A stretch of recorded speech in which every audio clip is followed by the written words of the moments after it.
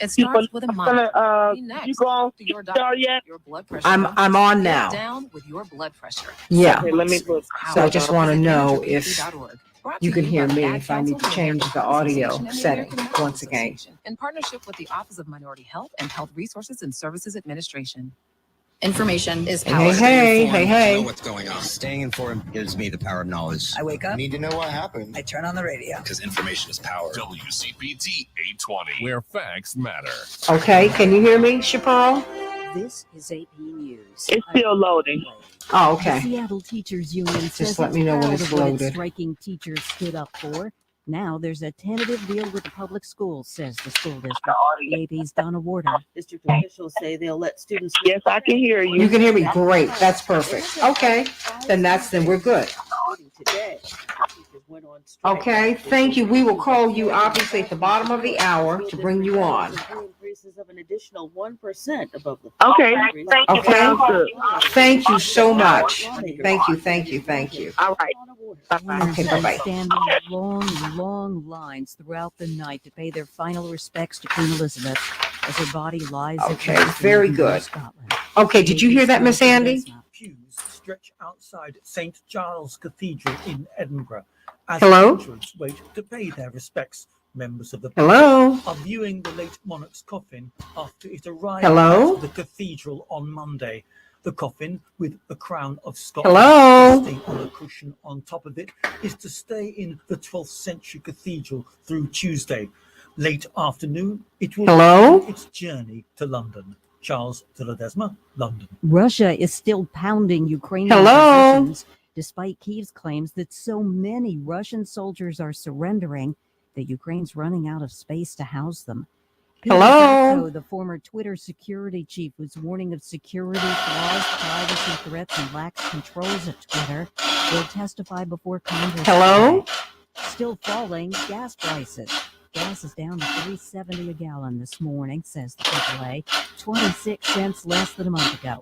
The big winners at the Emmy Awards last night include Succession and Ted Lasso. This is AP News. More on the Emmys now. Hello? He's Oscar Wells Gabriel. Are you all there? Hello? A night of victory and affirmation for several of the winners, chief among them Cheryl Lee Ralph, who sang in triumph as she accepted the award for Best Supporting Actress for Abbott Elementary. She then told anyone who ever doubted their dreams to see her as an inspiration. Hello? That theme was picked up by Lizzo. Hello? Hi, I'm here. Yeah, when you all step away, you have to let me know, okay? Because I don't know what's going on. Okay, will do. Okay? You gotta let me know. Okay. That in mind, I'll make sure I let you know. Always let me know. Remember, I'm not in studio with you. If I were in studio with you, I'd know you stepped out. Right. Yeah, I don't know if I you had to go can't to hear the- me. So just I've tried to convey this to Cosme as well, and I need him to convey it to you. When the disadvantage that I have is that I'm not in studio with you. And so what I need you to do, so that means we all have to work just a little bit. We have to do a little bit extra, but it's doable. And so what you have to do is just be conscious of that and let me know, hey, I'm doing this. That's why I like to have the Tom Hartman playing in the background, because that way I know that the station's up. Otherwise, I'm not getting anything. You understand what I mean? Yeah, I absolutely do. Sure. No And worries, I'm I'll go well ahead and aware of the inform fact you. that you're learning, and that's why I'm trying to share with you. And so is Cosme, because he's very new. I've been doing this 20 years, and I'm also a producer. And I produce 3 nationally syndicated radio shows, 2 of which I co-host. So what I'm trying to do is share with you all some information that I already have, because I work for iHeart. Okay? Of course, And yeah. so what I want to give you what I've got while I'm here. Well, whatever I can, and you have about a minute left before we go live. What I was going to say is whatever, if you can communicate to me, because everyone's different, just let me know whatever I can do to make everything on my end translate to being smoother on your end. And That's what I'm I'll trying. going forward, I'll make sure I let you know. I had to jump into the control room and fix timeline real quick, so it was kind of urgent. Oh, no. And I don't, yeah, let me tell I'll you, get I in that work in habit radio. for sure. I work in radio and television because I do both. I'm a network commentator as well.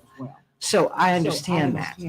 But that's why I'm trying to share with you what I can, because I'm having to help instruct you, which is fine. But I want to share with you while you got me. Yep, you got about 15 seconds. Okay, this will not, and some days I might need more time. For future generations tomorrow. Okay. At So let's just have a quick meeting after the show, okay? You are listening to the CPT 820. And typically what we used to do, what I've done in other places, is have a meeting right after the show. So let's just go on and do that. And we'll go over what we've done well and what we can do better. Have a great show. Thank you, sweetie. Sounds good. Yep, bye-bye. And hate to a place of love, it's not too late. Gotta save the children, we can't wait. Let's change the world.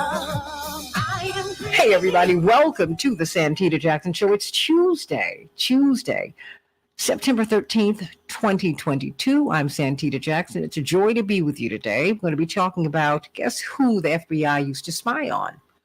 Aretha Franklin, the Queen of Soul. So we're going to talk about that today. What does that mean?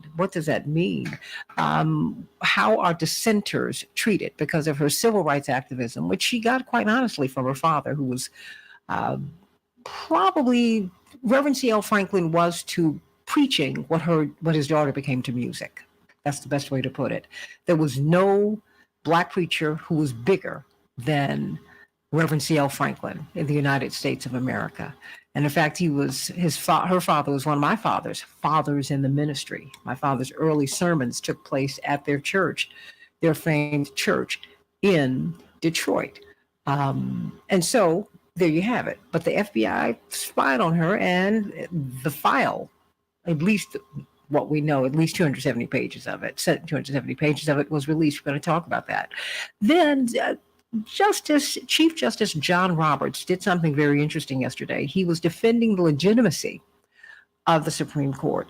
And I want to know what your thoughts are about that. Do you think that the Supreme Court is still legitimate? And we're going to talk about that at the bottom of the hour with Attorney Darrell Jones. I mean, do you trust the Supreme Court and the decisions that they make?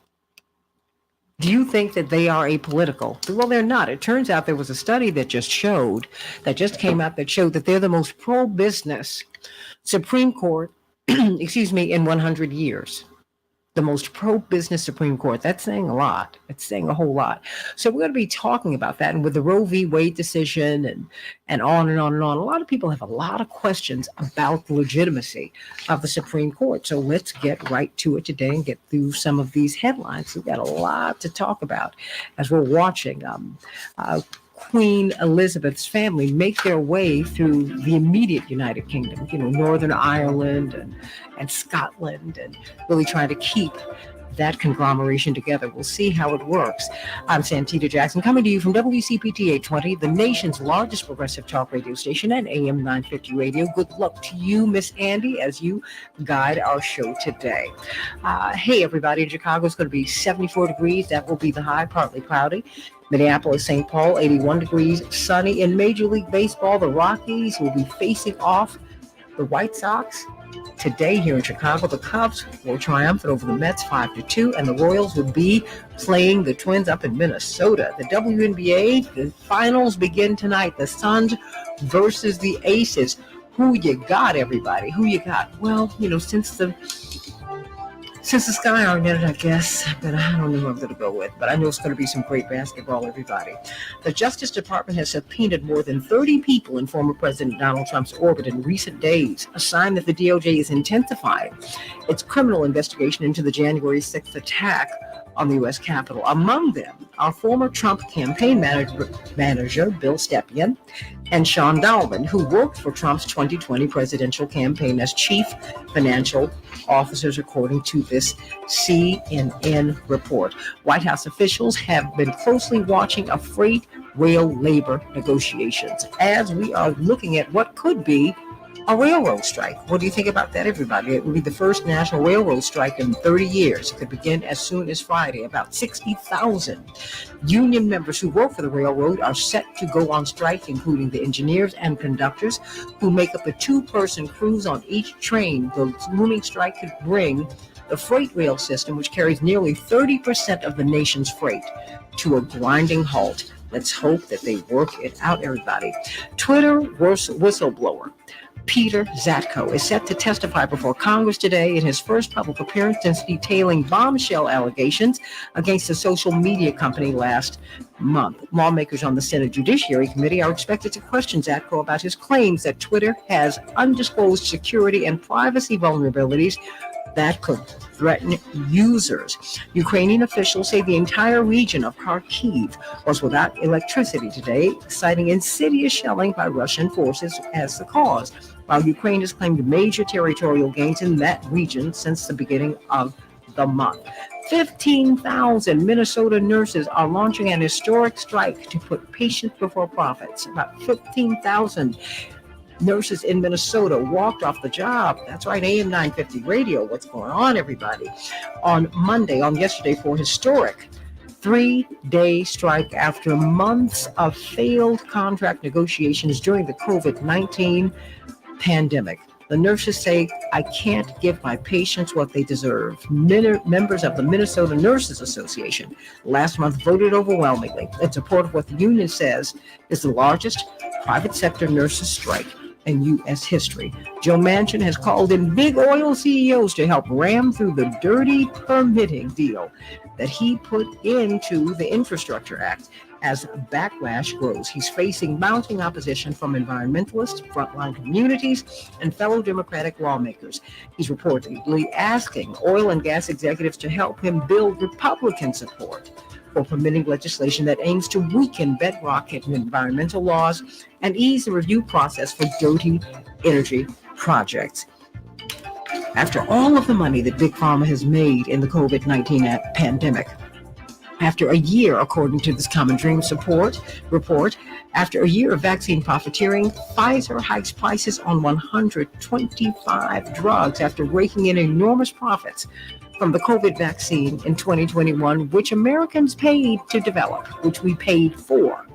The U.S.-based pharmaceutical giant Pfizer has kicked off the new year by hiking prices of more than 120 of its drugs. Good news for President Biden. Young Americans' approval of him has soared after he announced the student debt cancellation. Polling data conducted by Technometrica Institute of Policy and Politics revealed that the adults in the 18 to 44 category now approve of Biden's handling of the presidency by a 51 to 40% margin, everybody. Starbucks said that they will help workers with student debt unless they are in a union. But good union news for Major League Baseball. Those who are in the minor leagues are going to be allowed to organize. Another Big Pharma headline, Big Pharma has raised drug prices 1,186 times this year. Wow, they can never get enough. You know what? Let me go right to this. Typically I have someone else who is doing the good news for us, but I'm going to do that for you today. And I was inspired because of the passing of the great Ramsey Lewis. Many of you know this is the in crowd, and of course Maurice White launched his career from the Ramsey Lewis Trio, one of the greatest jazz musicians in the history of the genre. Well, many of you may not know, I grew up next door to him and with his first wife, Jerry, who bore him 7 children. Ramsey Jr. Denise was first. Ramsey, Kevin, Kelly, Bobby, Frayne, and my best girlfriend as a little girl, Dawn Lewis. And I send them all so much love today. Ramsey and Kevin made their transitions over the past few years. And so he is resting with Mrs. Lewis, with his sons, Kevin and Ramsey. And I had to think about this because I talked to any number of people last evening as we were going over this passing, because it was jarring. It's really jarring when you begin to watch the friends of when you begin to watch your friends' parents make their transitions. It's very unsettling. And I've been in the hospital more than I would like to be in the hospital with both of my parents over the past year. So it was kind of poignant. And we started thinking about all the things that we used to do, that we used to take for granted, things that we did every day. And now they are among the greatest memories that we have. And it made me think about the trick, really to enjoy life. Really, the point is to enjoy life. Don't waste your days waiting for better ones ahead. Because Gladys Knight was singing in the preamble to The Way We Were, her magnificent rendition of that song. She said, remember when the good old days were just your everydays? Think about that, everybody. We're so busy waiting and watching for what's ahead of us that we don't take the time to enjoy where we are. And so I want you to think about that today. Think about enjoying where you are, who you are today. Don't wait for those last 5 pounds, last 10 pounds, 50 or 100 to enjoy your life. Don't wait for that raise to enjoy your life. Don't wait to move into that new house or, only when I get that new car will I be happy. Find your happiness right now. Tell the people that you love them right now. Enjoy them right now with all of their quirks, with all the things that they do that make you crazy. Enjoy them and those things right now, because you won't have them always. They won't have you always. But what you will have, what you will carry away from all of this are precious memories. That's really, really important, to have these precious, precious memories. And as I thought about Mr. Lewis, I thought about him coming over to the house. I didn't quite know who he was. I was like 7 years of age. I didn't know that this was one of the giants of not just American music, but in all of popular music. And he would come over to the house, and Maurice White would come over to the house, and all these people would come over. But I remember the day that I got my piano from Roberta Flack, and he came over and he tested the piano. He said, he pronounced this a great piano. And I remember his study with his magnificent piano. And I remember Mrs. Lewis and the beautiful home that she provided. There was never a time that we were not welcome. I wouldn't hop the fence, but everybody else would. And you'd go into her kitchen. She was always cooking something. Miss Connie, who was their live-in housekeeper, who helped her to keep that house together. They were always keeping us in line. That's what Miss Connie did. And Mrs. Lewis was doing that too, but she was always baking. Her sister would come over, Miss Alice, and she would make these German chocolate cakes. All of these things that I think about now, they mean the world to me. And they were things that I didn't really, really think about in real time. I was a little girl, what did I know? But all of those times, the times that we would watch the boys play basketball, and when we would play volleyball, people played in our backyard all the time. It was just a wonderful thing.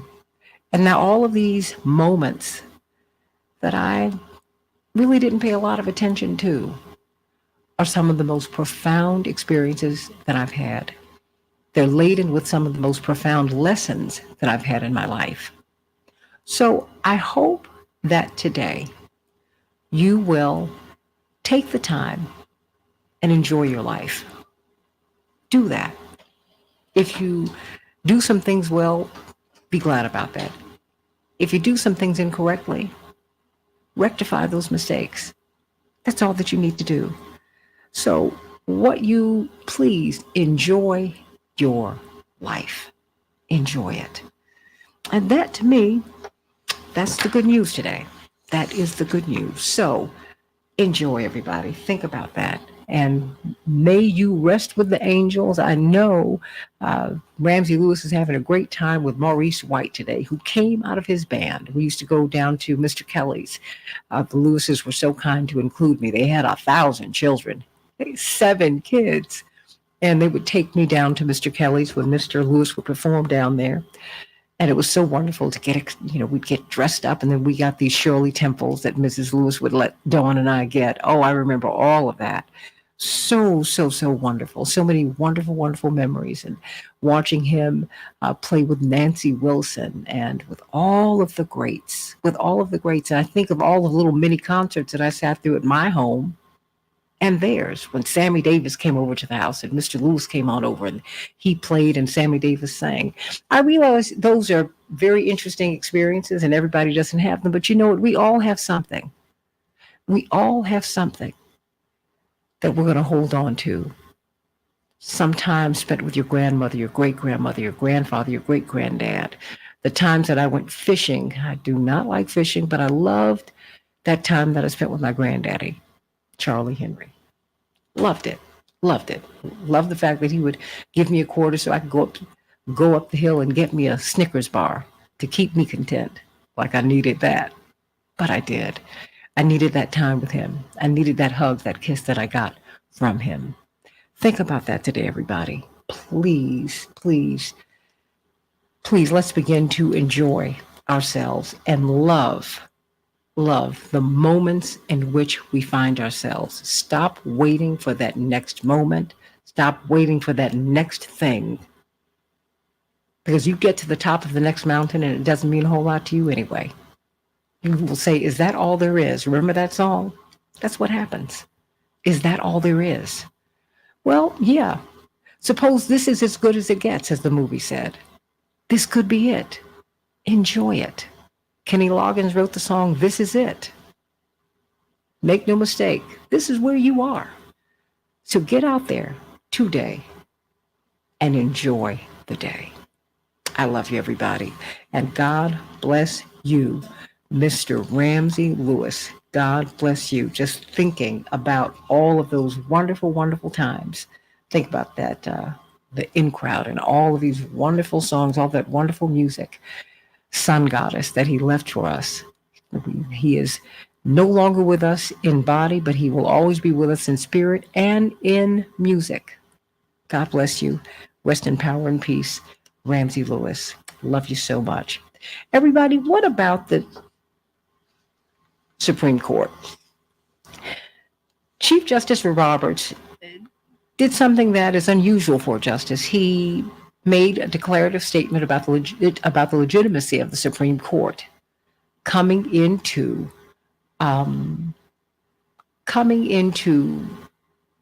this election season. You know, justices are not supposed to make political pronouncements. They really don't say much publicly because they can be judged for that, and that's fair. But he came out and he said he defended the Supreme Court in his first public comments since the Supreme Court reversed Roe v. Wade, which has been a very controversial decision. And so this came right after Vice President Harris called the Supreme Court an activist court. So he was defending his court. But this comes also in a broader context.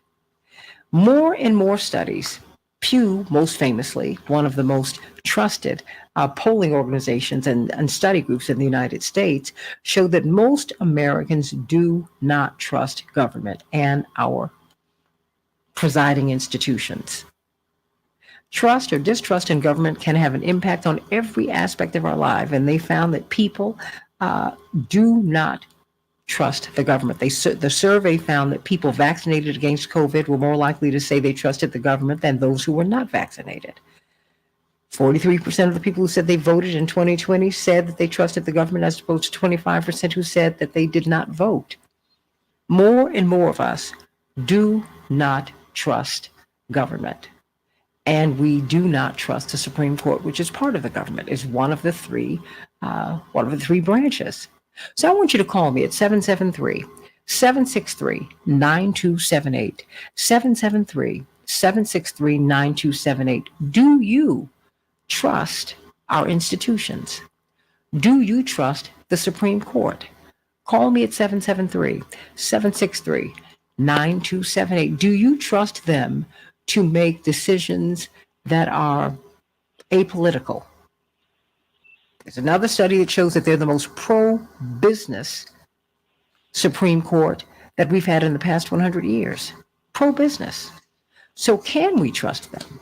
Can we trust them to make decisions that are weighted in the interest of the people and not in the interest of the corporations? Are they Dr. really Knighton is helping on to when you're make ready. us a corporatocracy? Yes or no? I want you to call me at 773-763-9278, 773-763-9278, and let me know what you think. We're going to bring on Attorney Darrell Jones shortly to talk about this because, like I said, these are some very interesting times, but you must connect them to all of these other pieces that are moving: the mistrust, the distrust of government, the fact that the Supreme Court has been studied and it has been shown to have an absolute bias, not toward the people, but toward big business, toward corporations. Dr. Shanina Knight and I have a couple of minutes before we go to break. We are going back to school. We are going back to work. We are going. What do you want us to know? I mean, as we are really seeking to be healthy, because that's an issue for so many of us. Our health. I mean, it's just, I know a lot of people, Dr. Knighton, who are not, who are having to watch their meds. They can't take them all because they can't afford them. Let me ask you this just very quickly. What about generic medicines? Are they as good as the branded medicines?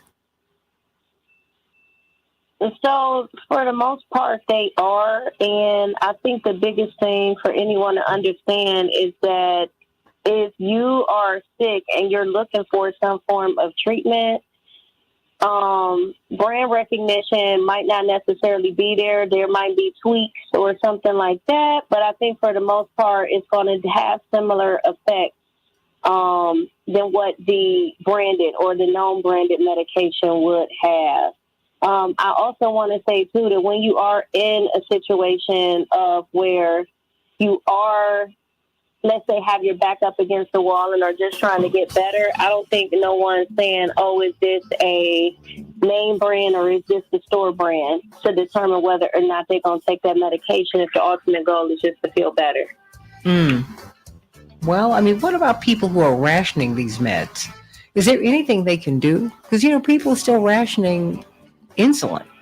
Because all of these medicines, we're seeing that Pfizer, these pharmaceutical giants are raising their prices. I mean, just all the time. Yeah, I get it. But I think like the biggest thing is sometimes rationing medication ends us in a situation of where we're actually more sick than not.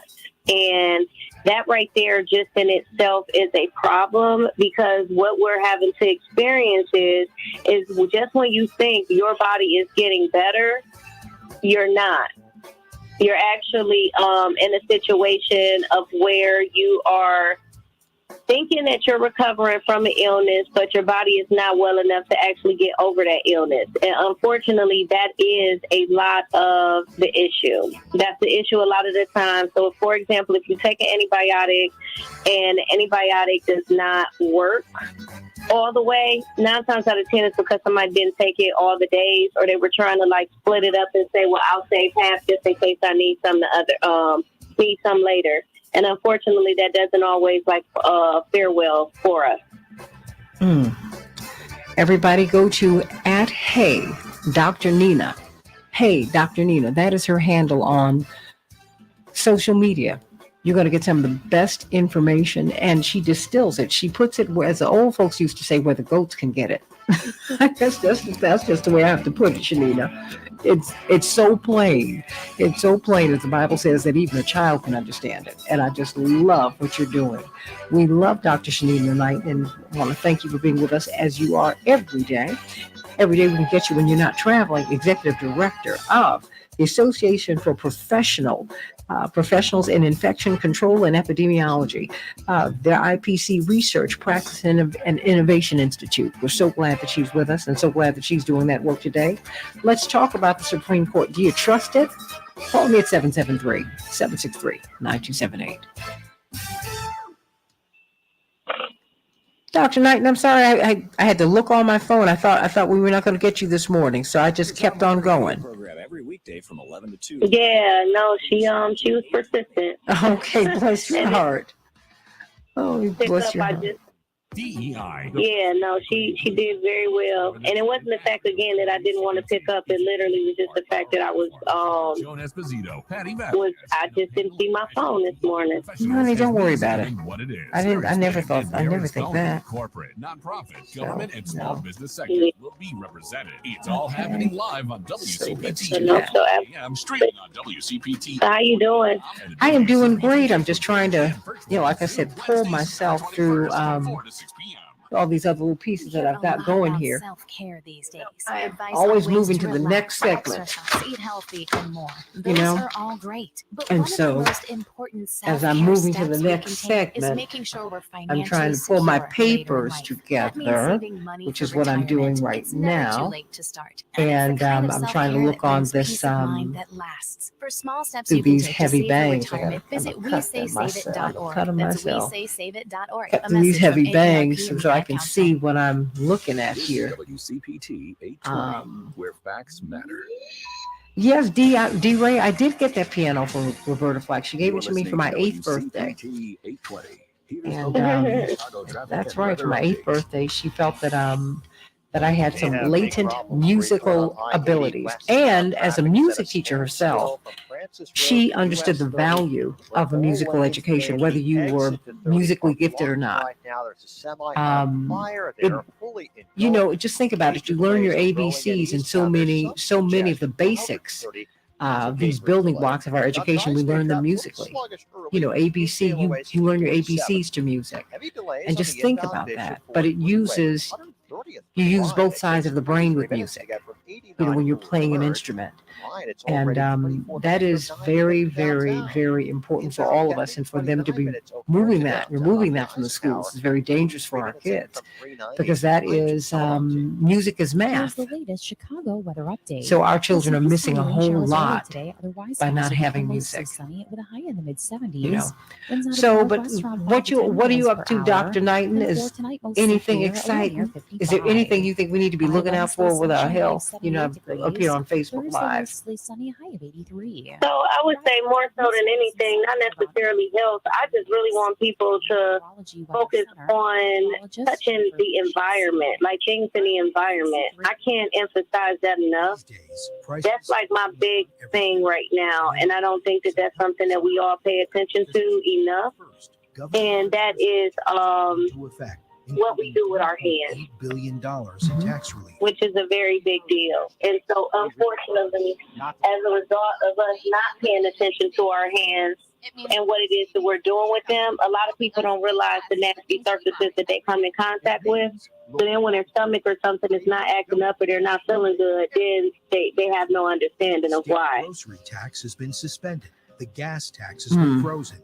In September, property tax rebates will begin to be you just don't think about it. Across Illinois. And I always thought that I was good about washing my hands, but boy, I wash my hands even more. But when you go to some of these public places, and I really don't go to those kinds of places, but sometimes their bathrooms are not really clean, their restrooms, I hate that. Oh, I hate that. And I prefer soap and water to the hand sanitizer. I'm not a big fan of hand sanitizers.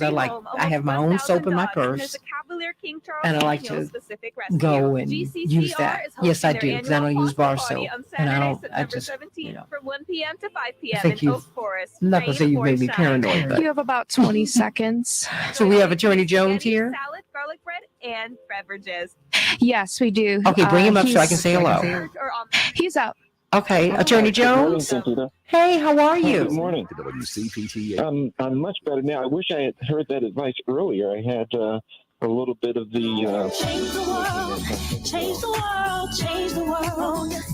We can change the world. We can change the world, change the world. This is the Santita Jackson Show. War and hate to a place of love. It's not too late.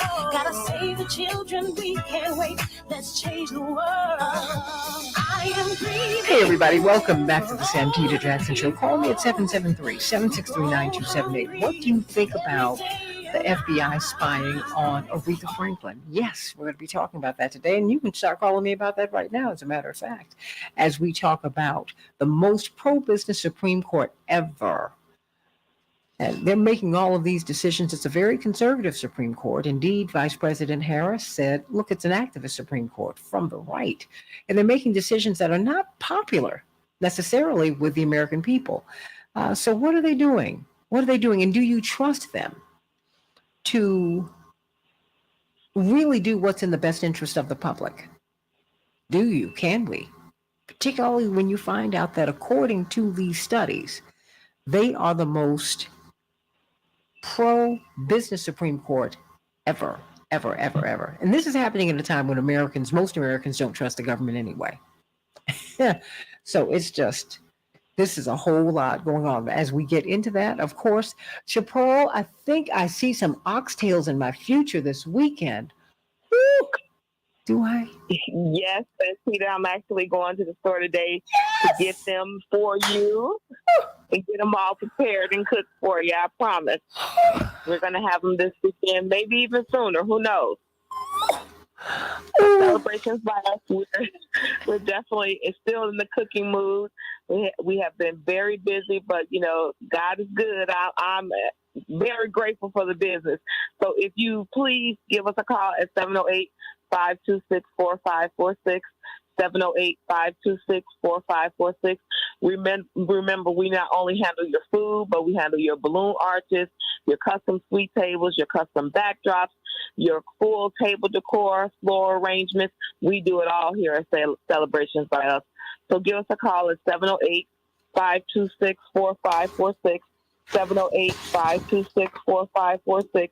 We look forward to serving you. Thank you so much, Santita. Oh, what else are you making this weekend? I get excited in advance. Yeah, we're doing a couple of taste tests. So we're doing this week. We're doing caramel cakes. We're doing banana pudding, sweet potato pies, and red velvet cake. And we're doing probably some custom cookies. And we're doing mozzarella, the oxtails, and mac and cheese for a taste test that we have going on this week. A taste test? You need me to participate? If you want, you certainly can.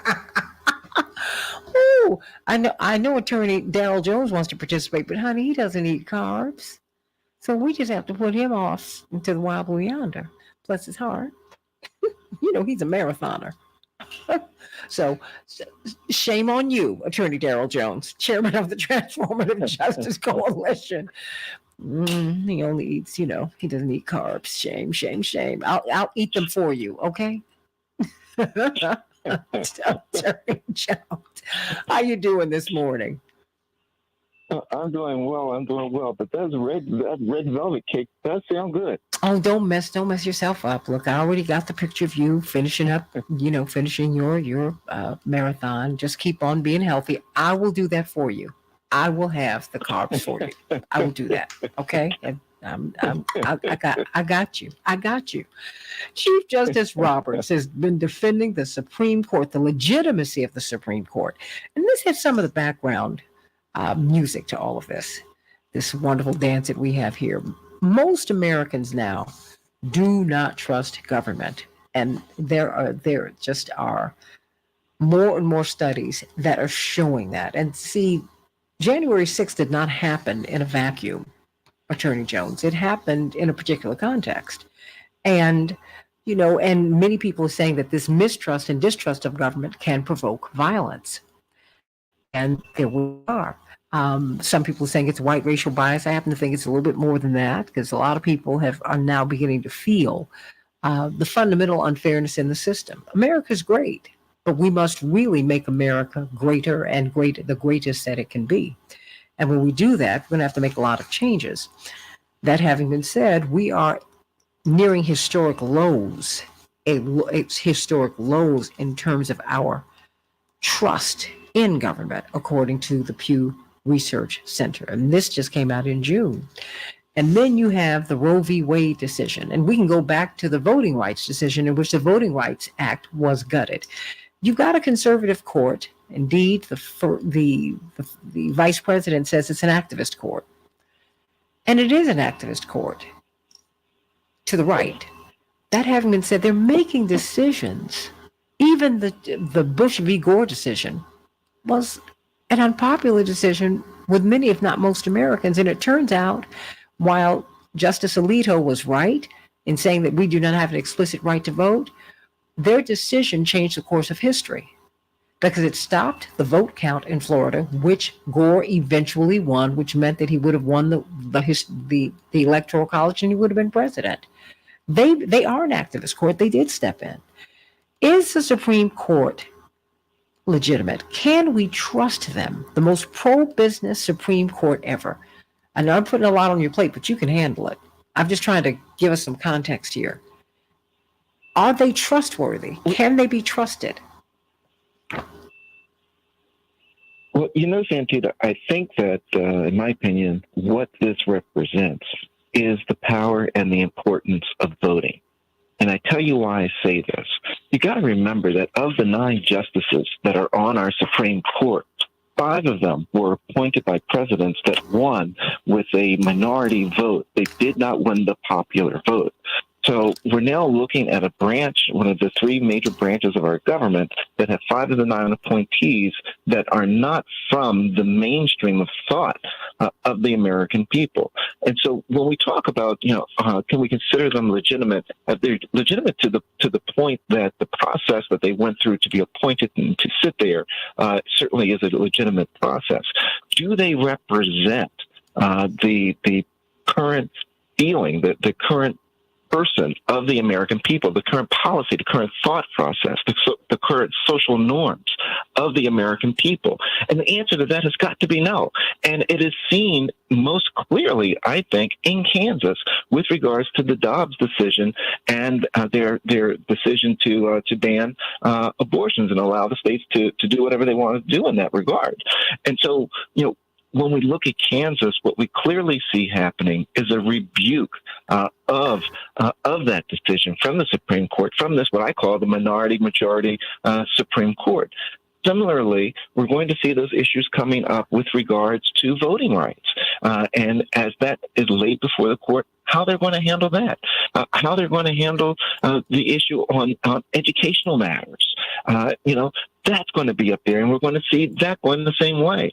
I think that Justice Thomas has even given the indicators with regards to the gay rights and the whole community there, that they're going to be trying to consider that and re-looking at that. So Vice President Harris, I think, certainly was 100% on point when she said that it's an activist court, because this is an itinerary from that far right that they've been wanting to get to for years, and now they're acting on it, even though it's against the majority of interest of the American people. And what does Justice Roberts say in that regard? He says that simply because the people disagree with opinion doesn't mean that it's not a legitimate court. Well, the whole concept is we want the court to be in lockstep with the societal norms that we have. You got to remember, it was that same Supreme Court that gave us Plessy versus Ferguson, that said separate but equal was somehow constitutional. It was the same Supreme Court that gave us the Dred Scott decision. Mm-hmm. So, we know that the Supreme Court has to be in line with our societal norms at the time. And right now, they're just not in lockstep. They're not. And so that's why the legitimacy of it is questioned. That's the reason why when you look at the polls on the Supreme Court, they're lower than ever in American history. That's just unacceptable. And the only way to get our way out of this is with regards to some of the proposals that have been made has been now put in place term limits on Supreme Court justices. And we've got to be able and be willing to get out there and vote and be certain that we have people that best represent and reflect our democracy sitting on that bench by people that have been appointed that have and have won a popular vote here in the United States as regards to our presidency, Santita. If you want to hear more of this great talk, Attorney Jones and Attorney Barbara Arnwine will be on WOL at 11 o'clock Central, 12 o'clock noon Eastern Standard Time today on WOL Today and BarbaraArnwine.com. You don't want to miss their magnificent show. Let me ask you this. What is the Are there any perils, let me put it that way, in having a Supreme Court that is mistrusted or distrusted by the American public? Oh, yeah, absolutely. Yeah, if the public doesn't believe in what the Supreme Court is saying, they're not going to believe in the rulings that are coming out. And, you know, and it's the beginning, I think, of the coming apart of a democracy. Because, you know, you've got to have someone that you trust to call balls and strikes. Mm-hmm. That's what the Supreme Court is.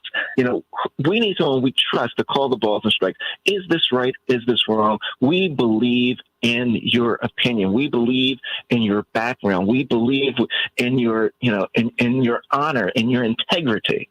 And if we don't believe in the integrity of the Supreme Court, we can't believe in the legal reasoning and its integrity of the decisions that come from that court. And it slows down, because once you don't believe in the Supreme Court, you don't believe in the state courts and the lower level courts. That's the concern here, is that the integrity of the Supreme Court and the court system itself is at issue.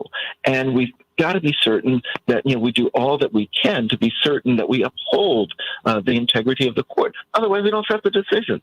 So the laws won't make a difference, because the courts can do whatever they want to do with regard to the laws that are being passed.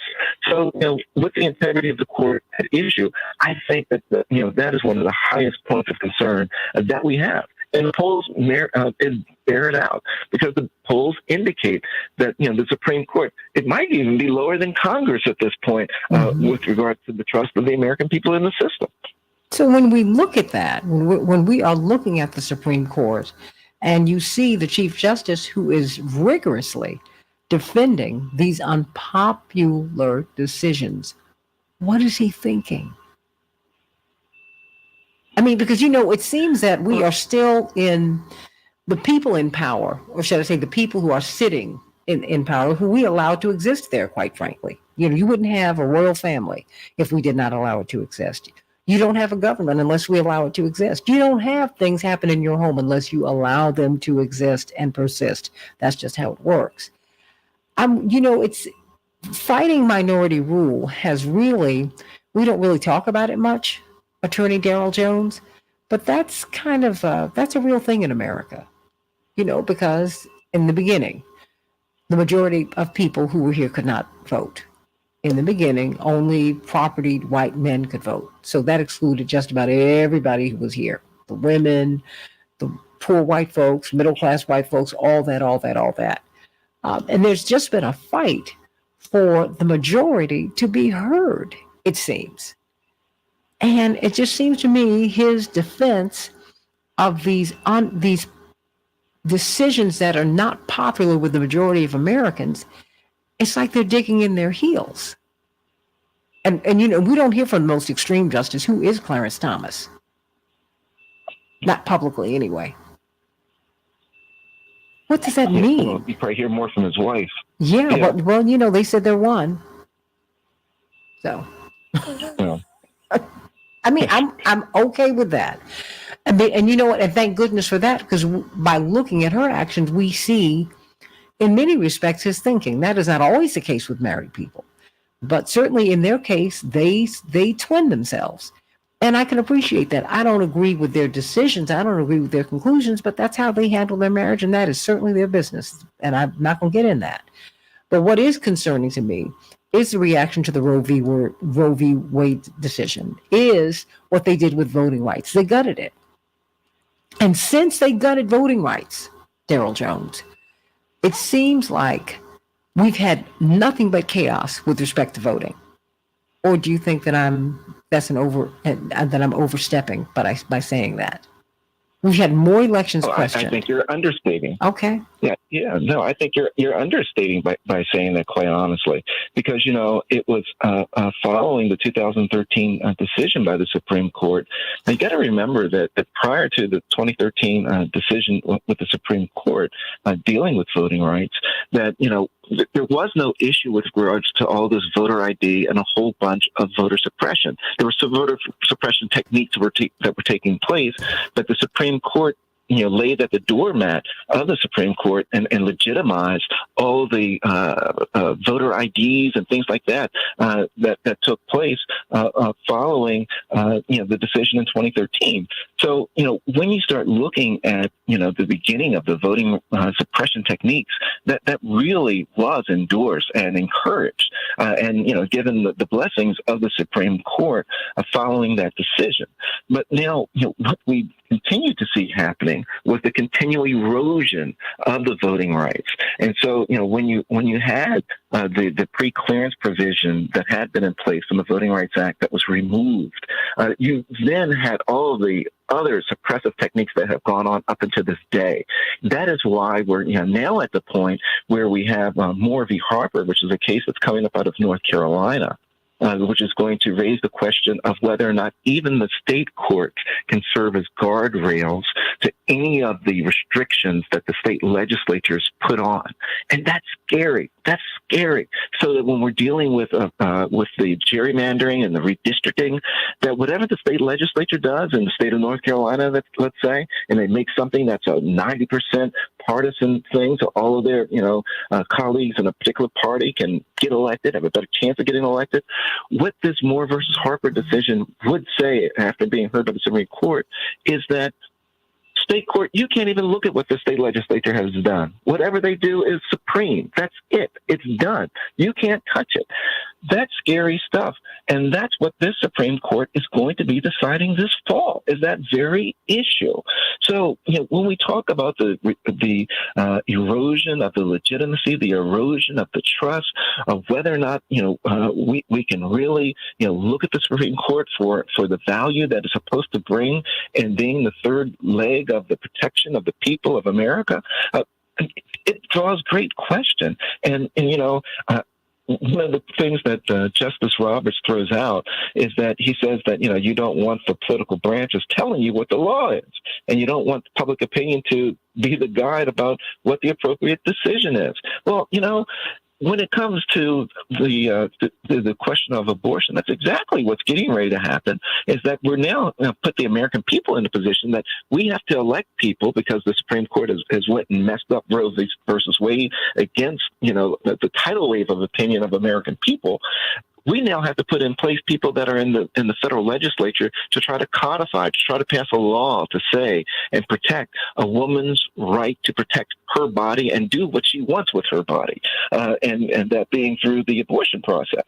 And so, I guess a lot of what Justice Roberts is saying doesn't necessarily hold water. He's trying to hold together his branch of government, but it really is a train that has run off the tracks and is running awry, and it needs to be corrected. They need to correct the course, and the only way to correct the course, as I see it, is either one, to put term limits on the people, meaning that they can only serve for a particular period of time, because right now they serve for life, or to somehow expand the court or something so that it reflects the will of the American people. This is not what it reflects at this point in time, and it's way off the tracks. Is there any remedy? I mean, immediately. There are some. I don't know that they're immediate remedies. The most immediate remedy is doing what many organizations now, for one of them, is doing with regards to trying to push, the National Organization for Women, that is, trying to push for legislation to codify those areas where the Supreme Court is picking everything apart. That's the reason that there's a push to codify the Women's Right to Choose. That's the reason there's a push for the Freedom to Vote Act. The concept being, if you want to protect the voting rights now, we need to have it so it's just equal across the country. The same voting rights you have in Maine should be the same voting rights you have in Michigan, same voting rights you have in Minnesota, same voting rights you have in Mississippi. All of it should be the same. The only way to do that is with federal legislation. The Supreme Court already has laid the doormat to be able to, to change everything in every which way, wherever you want to do in every state, and suppressing particularly Black, brown, and young voters. So now the question is, can we put in place legislation to undo, to codify what it is that the Supreme Court has done? That right now is the legislative way out and the most immediate way out for the harms that are being done and inflicted upon those that believe on these issues across our country. Do you think that we will do that? I mean, because a lot of people, Roe v. Wade has immediate consequences. Immediate consequences. I mean, are these, until there's some remedy through the Supreme Court, are we going to have to depend upon these states that have gerrymandered Democrats, and I would say just progressive thought, which is not necessarily a Democratic thing, but progressives and just a certain kind of thought that is not right wing and extreme, we've been gerrymandered out of power, or certainly out of influence. We have the power, but we have to work on these state legislatures, which they gerrymandered us out of our seats, Daryl. Mm-hmm. I mean, this is a mess. Yeah, no, you're 100% on point in that, the fight has got to go to the states, to the state levels, in terms of trying to have, candidates that represent the interests of the public that are there. And the gerrymandering is real. It's real, so that you end up having some of the really minority-based philosophy people that now want to take control of even determining the validity of elections and election boards and having the final say. So it's very real.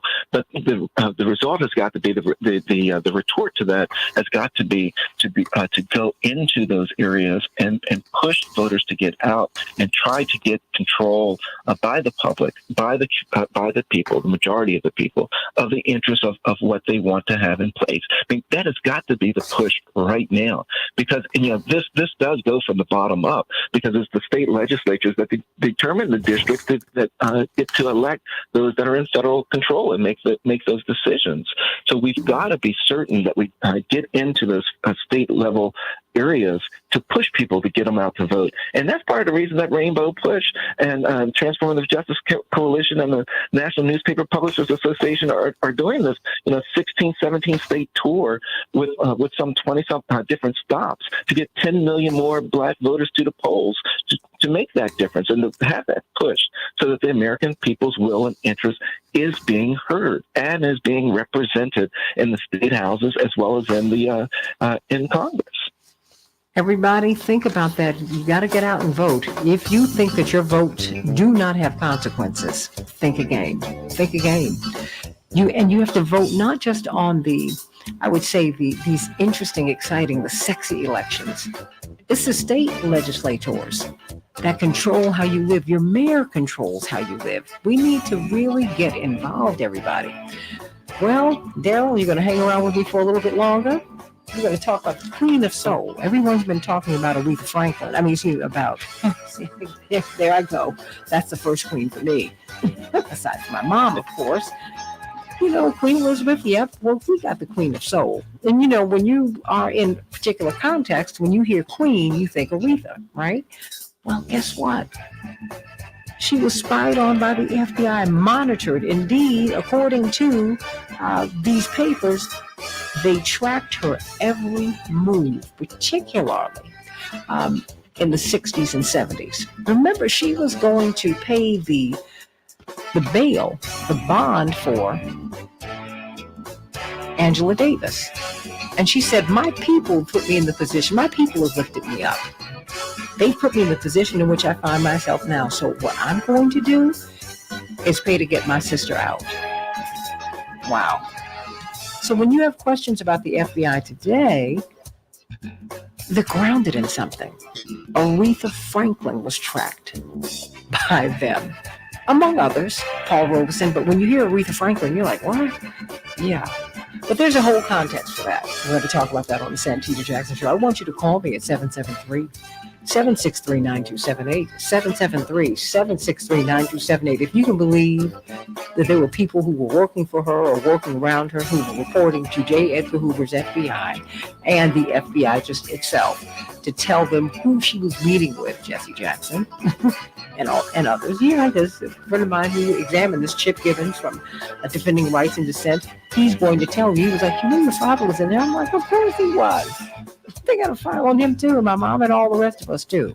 So what about that, everybody? Call me at 773-763-9278. What do you think about the FBI tracking every move of Aretha Franklin? Back in just a minute on the Santita Jackson Show. Oh, you can't make this stuff up, can you? No. Is that nuts? Oh. Daryl, you still there? Yes, I am. Oh, okay. Yes. Did I say I did? I did send you a link to a few of those articles, right? I sure did. Yes, I did. Yes, you did. You did. I did. And then I downloaded the document. Just amazing. No. Call 800 You know, these folks, they just don't stop. That's 800 That's why, you know, on one level, I understood, on a fundamental level, not on one level, on a fundamental level, I really did, I do understand President Trump. The thing is, you need to clarify whether I think you're guilty of this, that, or the other. You need to clarify why you came into my house. You need to tell me what you took. And since you went into my wife's bedroom, and people can hide things anywhere, I need you to tell me what you were looking for, what you took. See, to me, this is not a partisan issue. Not for me. Traffic, the weather. You know, anytime Dr. King lived under surveillance, and it is alleged that sponsored by when it was confirmed that Dr. King had been assassinated, that the I'm Rita Foley. More worries about office, the FBI office in the FBI office in Atlanta erupted in cheers. That's not stopped the Russian attacks, though. Firefighters have been kept. That is what has been alleged. So need to think about that. The situation is untenable. International Atomic Energy Agency Chief Raphael Grossi. This, we got that. One day you repair one line, only to see it go down the next day. Okay. Wonder what is going to happen. Right. So I'm talking to myself, Daryl. I'm just trying to get this together. Is the Black Caucus this week, or is it next week? Is being flown back to London today. Mourners in Scotland have been lining up, waiting to pay Daryl? their respects as her coffin lay at rest in St. Giles Cathedral in Edinburgh. The AP's Charles Ledesma. A man wearing a Daryl, suit you still there? adorned with medals stood silently. Yes, I am. Oh, is the Black Caucus this week? A woman dabbed away tears with a handkerchief. No, it is. Walked slowly. When is it? September 29th? Okay, so it's at the end of the month. Scotland. The end of the month. Okay. Her beloved Okay. Balmoral Okay. estate in the Highlands after a 70-year-old reign. You know, I used to go faithfully every year. I do not anymore. King Charles has So been it's greeting hard for me to crowds keep outside up. Hillsborough Castle, the royal residence in Northern It's Ireland. just- And the last couple of years, I don't think they did it right. Yeah, but I just, you know, I think, today. He's accused Twitter of oh, Daryl, it negligence used to be in so much privacy and fun. security matters. Oh. Winners at the Emmys last night. I think because I needed to, you know, please, it was always so exciting to see my mother get ready to leave town to go to it, and she and Dad had so much fun. And then when Jesse was at St. Albans, he could go, even though he was in high school, and fun. Then when I got to college, oh my gosh, talk about fun. Woo. Los Angeles County officials. Right down the street. But it was also in the, you know, at the Hilton, and so everything was in the hotel. So you stayed in the hotel. You went to the dinner in the hotel.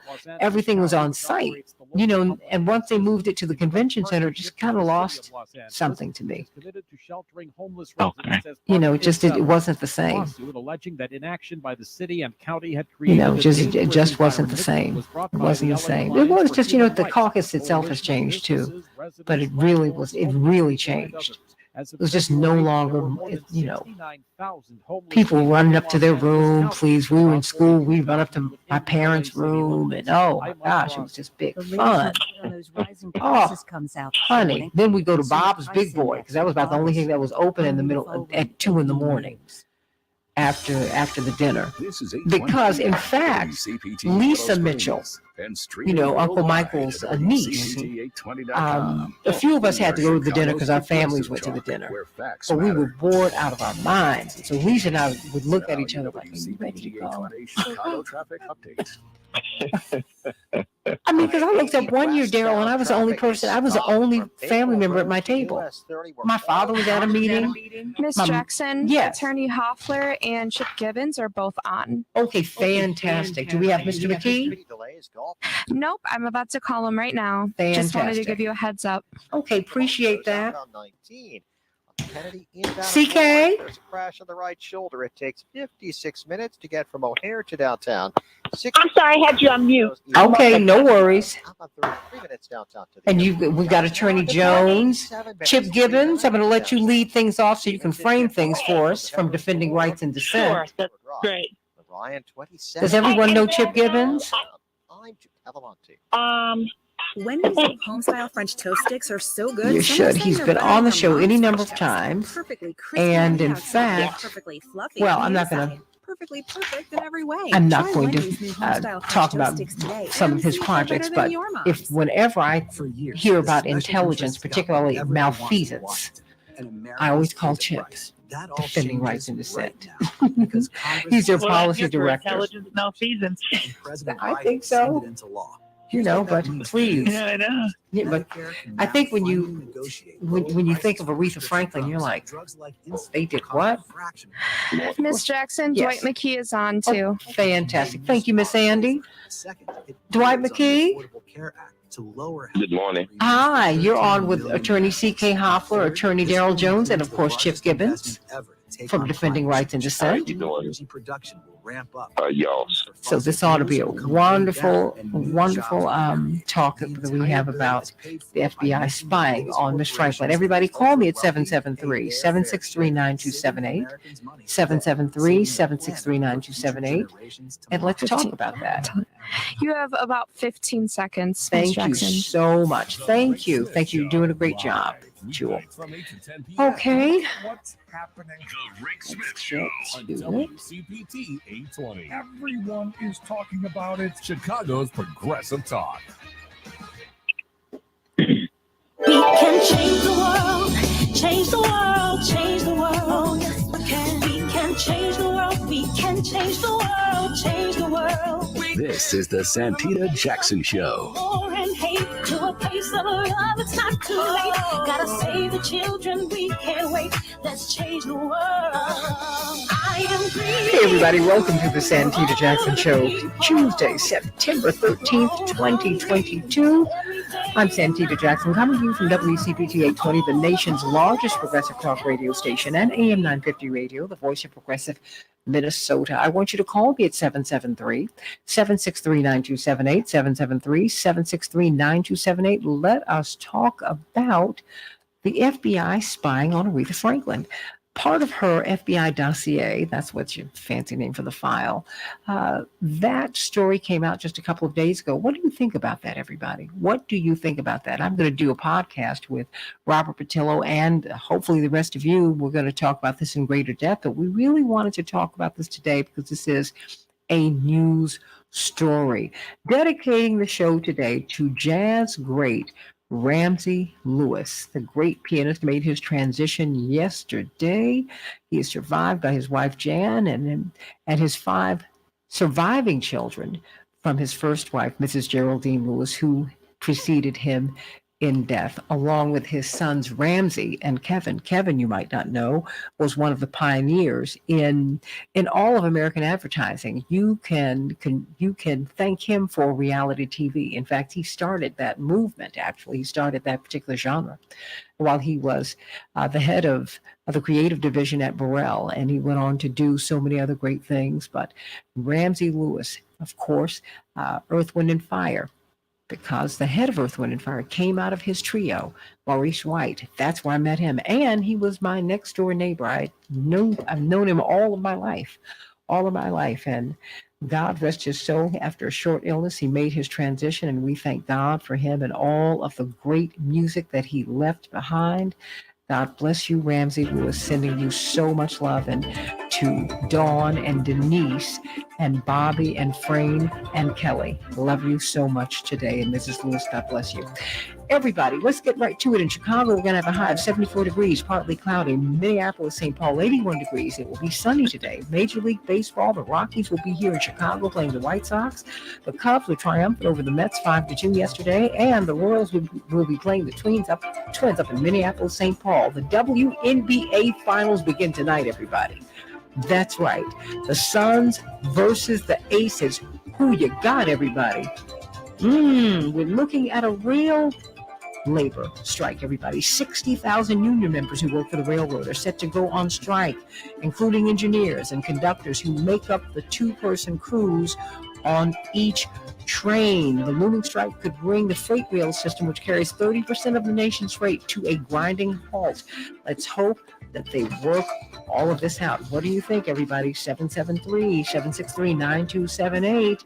The Justice Department has subpoenaed more than 30 people in former President Donald Trump's orbit in these days, a sign that the Department of Justice, according to this CNN report, is intensifying its criminal investigation into the January 6th attacks, everybody. 15,000 Minnesota nurses have launched an historic strike to put patients before profits. About 15,000 nurses in Minnesota walked off the job yesterday for an historic 3-day strike after months of failed contract negotiations during the COVID-19 pandemic. They said that they cannot give their patients the care that they deserve. The members of the Minnesota Nurses Association last month voted overwhelmingly in support of what the union says is the largest private sector nurses strike in U.S. history. Let's hope that they work it out, and let's listen to the nurses, the people on the front line for our health care. Joe Manchin is facing mounting opposition from environmentalists, frontline communities, and fellow Democratic lawmakers as he reportedly is asking oil and gas executives to help him build Republican support for permitting legislation that aims to weaken bedrock environmental laws, everybody. Wow, that was the deal for getting them to sign on to the infrastructure bill, everybody. After a year of vaccine profiteering, according to this headline from Common Dreams, after raking in enormous profits that you helped them to get because you paid for the research that gave them the vaccine.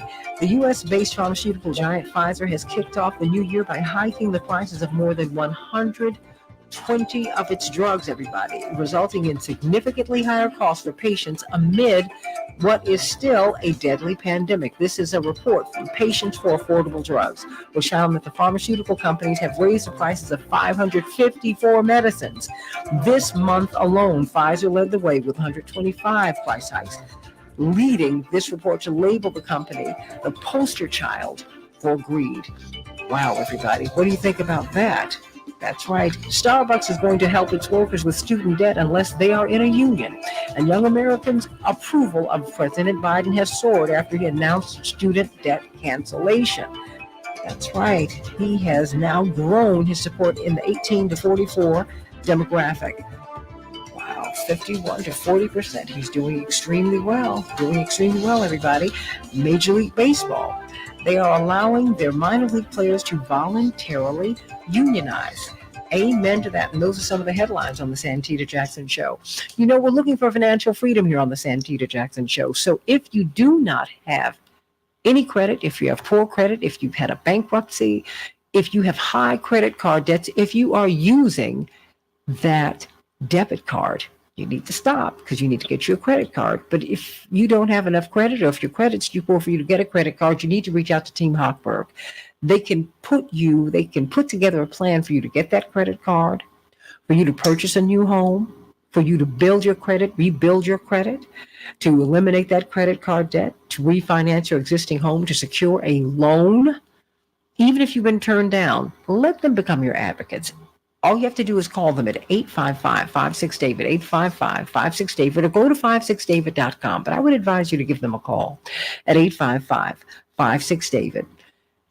Listen to them. Tell them everything in this free phone call. Tell them everything. Let them pull together a plan for you so that they can eliminate your credit card debt. It worked for Tom and Sonia, who have 2 kids and who had 17 credit cards and $100,000 worth of debt on those cards. Well, they reached out to Team Hochberg. They were able to secure an FHA loan. They were able to bring their credit card payments down by over $2,800 a month. That could be you. It's not your fault, everybody. Times are tough out here, and you need an advocate. Team Hochberg can be that for you. Call them at 855-56-DAVID, 855-56-DAVID, or go to 56david.com, 56david.com, and get on the road to financial freedom. The Queen of Soul wants a little bit of respect. Well, that is not what the FBI gave her. In fact, the FBI spent years surveilling the Queen of Soul, trying to gauge how involved she was with the civil rights movement. Now, let me give you some context for this. Her father, Reverend C.L. Franklin, was to preaching what his daughter became to music. There was no bigger preacher in America, black or white. He sold millions of records when these preachers would sing. He had a golden voice. He was called the man with the golden voice. He could sing, he could preach, theologically profound, absolutely brilliant. And it was upon his shoulders that his daughter stood and moved into her own form of greatness. But he was also a race man. He was a civil rights leader. In fact, he led the March on Detroit, among other feats. The March on Detroit. What was the March on Detroit? It was the march that preceded the March on Washington. If you see the aerial photographs of this March on Detroit, which happened in June of 1963, and he was doing that to support Dr. King because there was some resistance in the civil rights community about where to place Dr. King in the March on Washington. In fact, he was put last. So, little insider information there, but it all worked out. His speech is the iconic speech of that event. That's the way it works out, everybody. Well, at any rate, more than 100,000 people showed up at this march. Her father was that influential. And if you look at the aerial photographs, it looks to be significantly more than 100,000 people because he held great sway with the Governor Romney, yes, Mitt Romney's father, Walter Reuther, and the union community. He was a man of tremendous import and influence. And so she came by her activism very honestly. She did. And the FBI doing what they do, they did what they did rather earnestly. They spied on her and they tracked her every move. So let us get to this wonderful panel. Of course, we've got attorney C.K. Hoffler, who will be on WAOK at 10 o'clock Central Standard Time, 11 o'clock Eastern Standard Time, and along with attorney Darrell Jones, who will be on with attorney Barbara Arnwine on their show at 12 noon Eastern Standard Time, 11 Central Standard Time on WOL in Washington, D.C., or BarbaraArnwine.com. You don't want to miss that. Dwight McKee, brilliant social scientist from the National Action Network, and the policy director for Defending Rights and Dissent, Chip Gibbons. Chip Gibbons, let me let you set the table for us. What do you make of this news that she was, because of her role in the civil rights movement, her role in wanting to free Angela Davis, and on and on and on and on, that she was surveilled by the FBI, the Queen of Soul? Really? Yeah, I mean, I sat down and read through the files last night, and as someone who's working on a book on the history of FBI surveillance, I read a lot of FBI files, and unfortunately, it is about what you would expect. And I think it's a really interesting window into how the FBI engaged in essentially, mass surveillance of the Black community, especially people who are politically active in civil rights, and the justifications they used and methods they used. The types of files that mention her, oftentimes she's not even the primary subject of them. They're just gathering so much information on protest marches, on conferences, on meetings. Some of them are big conferences like the Southern Christian Leadership Conference. Others of them are just like really small meetings in Boston where somebody mentioned she's going to be doing fundraising for Angela Davis. They also try to connect her to the Black Liberation Army, which is sort of facetious on their part. So you have all these meetings, small or large, where there are FBI informants present, and they are gathering information on everyone who speaks and everyone who is referenced. So if you were engaged in any type of surveillance, or not, any type of activism for civil rights, the FBI was gathering information for you. If you were just mentioned by name at a meeting where someone was talking about civil rights, the FBI has a file on you, so to speak. And the one thing I would say is, if you look at the justifications for this surveillance the FBI gives, it pretty much tracks with how the FBI justified its mass surveillance of and political surveillance, particularly mass surveillance of Black America. They're marked one of two things. One is communist influence or communist infiltration. The FBI, going back to the 30s, had a mandate to track quote unquote subversive movements in the United States. And the FBI took from that mandate the right to track, surveil, harass, disrupt movements and political groups that could be influenced or infiltrated by subversives preemptively.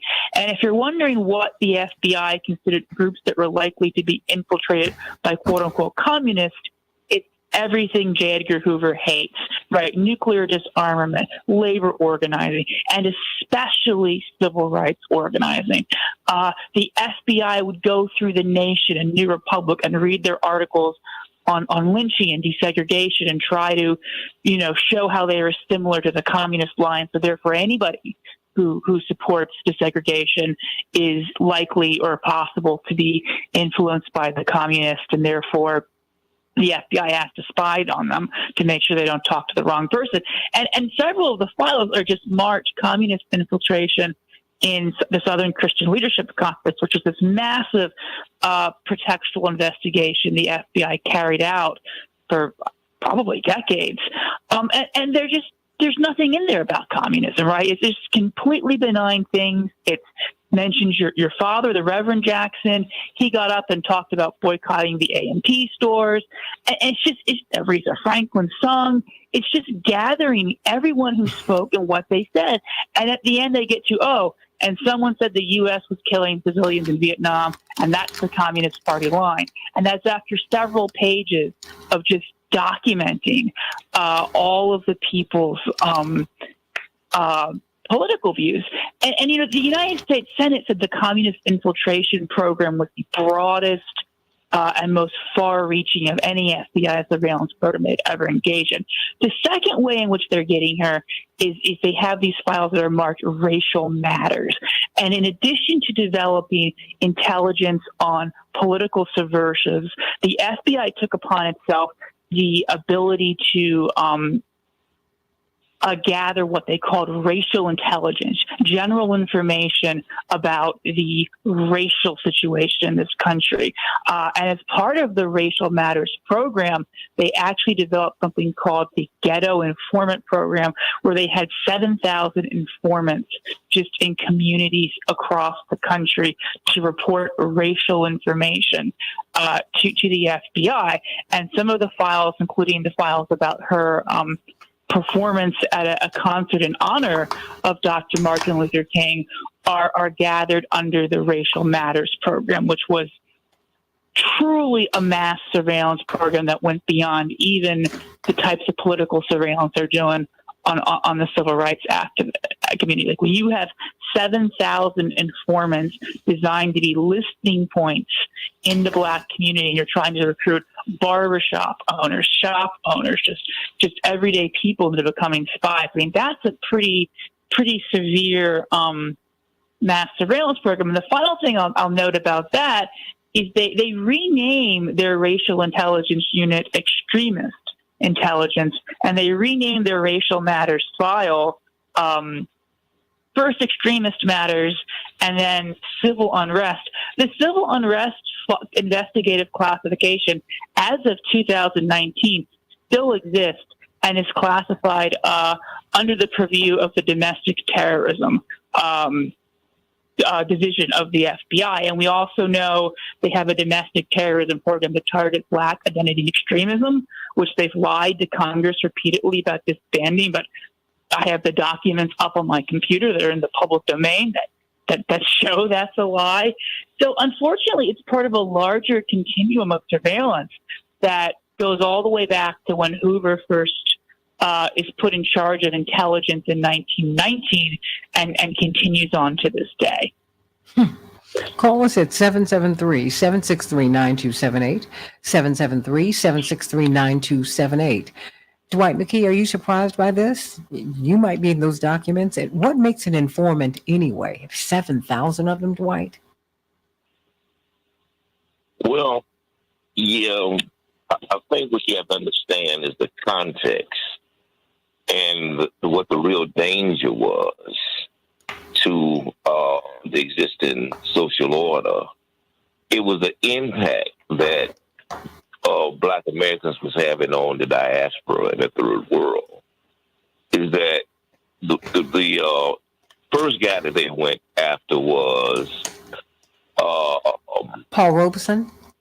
And Paul Robeson called him the most dangerous man in the world because his impact he was having on Russia and the Algerians and the third world in terms of his testimony about oppression and his opposition to third world oppression.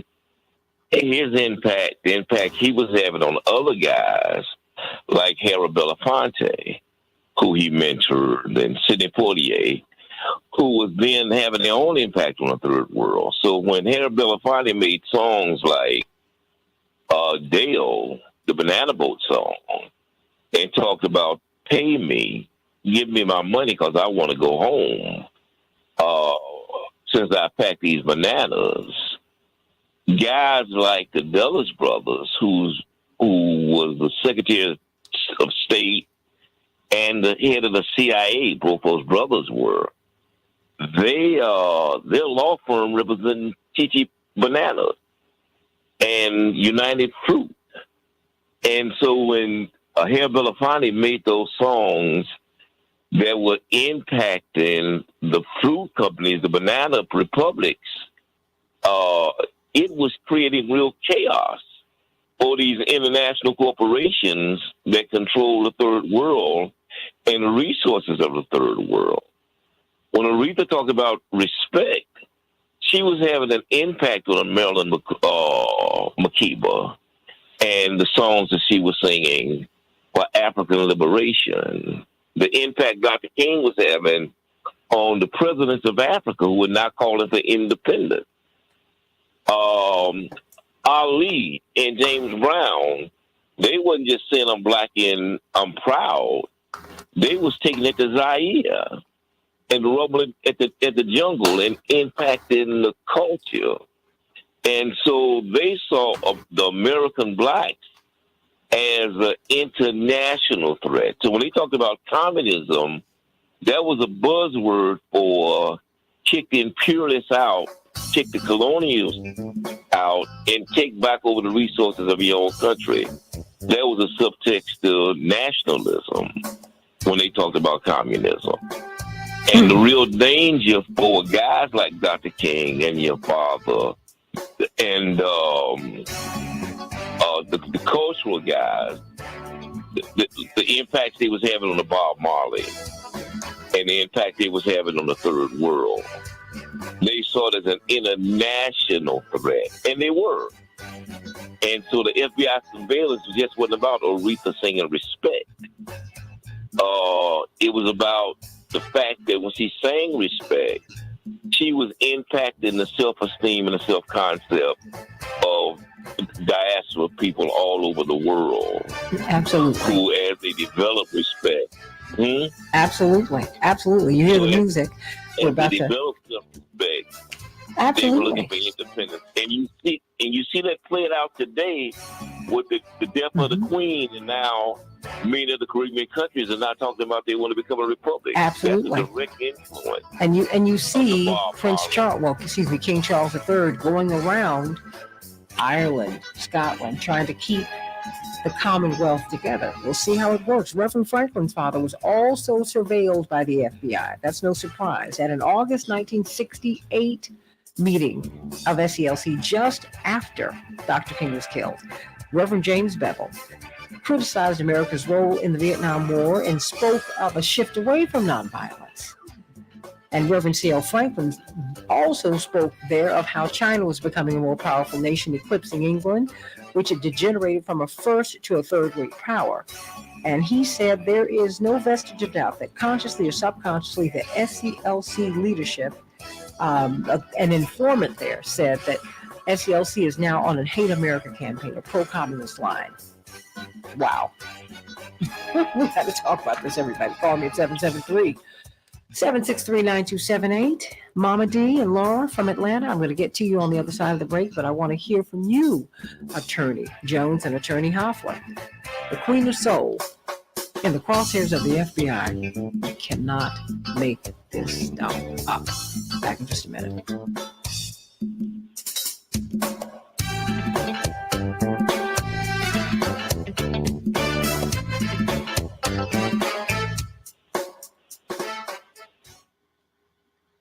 Thank you all, and thank you. When you all hear the music, I need you all to begin to rap. On But WCPT look, this is 820. great. Chip and Dwight, and I cannot wait to hear what you have to say. Attorney Jones and Attorney Hoffler. Really personal when it's about And Laura food. and Is your Mama food D and frustrating everybody else. you? I cannot Worse wait yet, to hear is from good you food either. painful? This is. As I learned from the Are tiny you whisperer, are you even healthy surprised, eating habits have CK? pitfalls. I You highly can say this recommend again on Renee the Barish air. at Digestive Health Solutions. No, I'm not surprised at all. Health specialist. She helps I'm not surprised at all. I think that this is completely consistent with what we understood was happening in history and continues to happen. So none of this is surprising. Issues like Is it unfortunate? Yes, it is. even symptoms that Yes, it is. poor digestion. But none of it's surprising.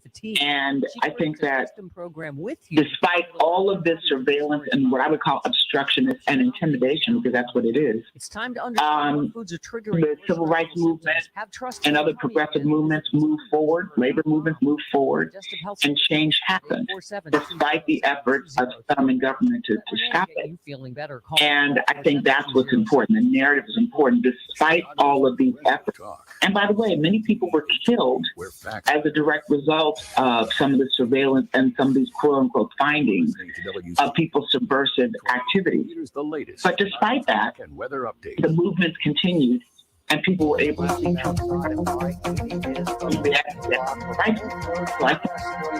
Oh, I couldn't hear you, CK. You went out. Oh, I said, I'm not. On the left shoulder.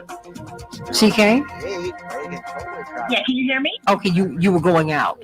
Crash on the ramp to northbound 3. Okay. Okay, you're back. Just keep talking. Yeah.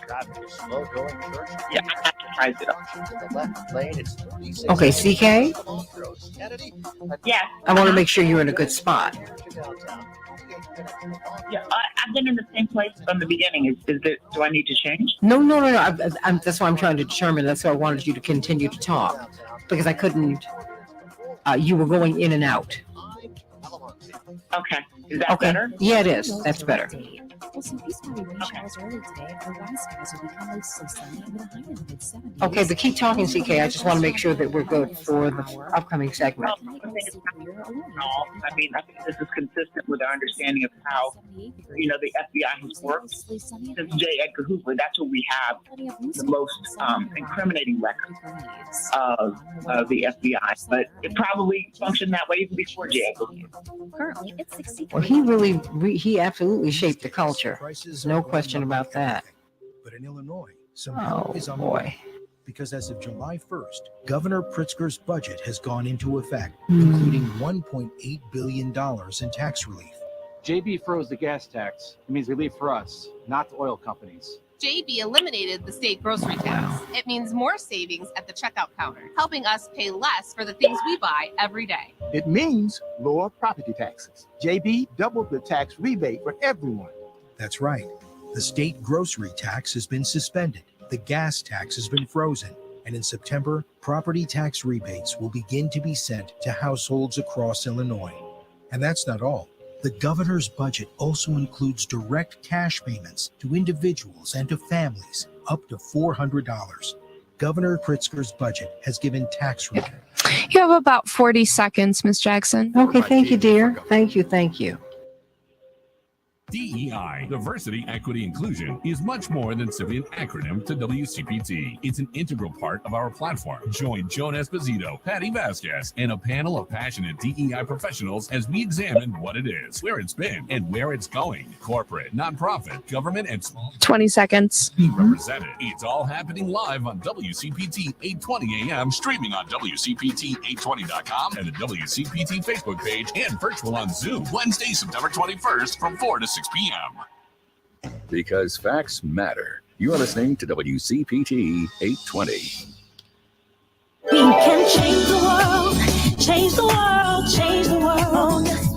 We can change the world, we can change the world, change the world. This is the Santita Jackson Show. War and hate to a place of love, it's not too late. Gotta save the children, we can't wait. Let's change the world. I am green. Hey, everybody. We're talking about Aretha Franklin and her FBI file with Chip Gibbons, Policy Director for Defending Rights and Dissent and White Key social scientist, and, of course, Attorney C.K. Hoffman, who'll be on her own show on WAOK. We're getting echo feedback. Okay, let's work that out.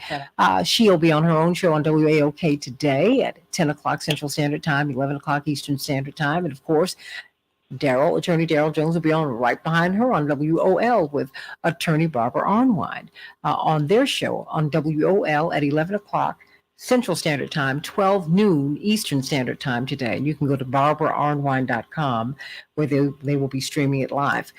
Everybody, what about the fact that the FBI monitored Aretha Franklin and her role in the civil rights movement for years? They monitored her father as well. Before I go to Laura from Atlanta and Mama D from here in Chicago, let me go to you, C.K. Hoffler. Your thoughts? Well, Santita, good morning. Good morning to everyone. This was not surprising. You know, Reverend Franklin, I'm originally from Buffalo. He came through Buffalo, and Aretha Franklin spent quite some time in Buffalo. And he was indeed a legend. He still is perceived as a legend, just as she is. But it does not surprise me that she was being monitored along with so many other iconic civil rights leaders, entertainers that were progressive thinking and that were interested in bringing about change in this country.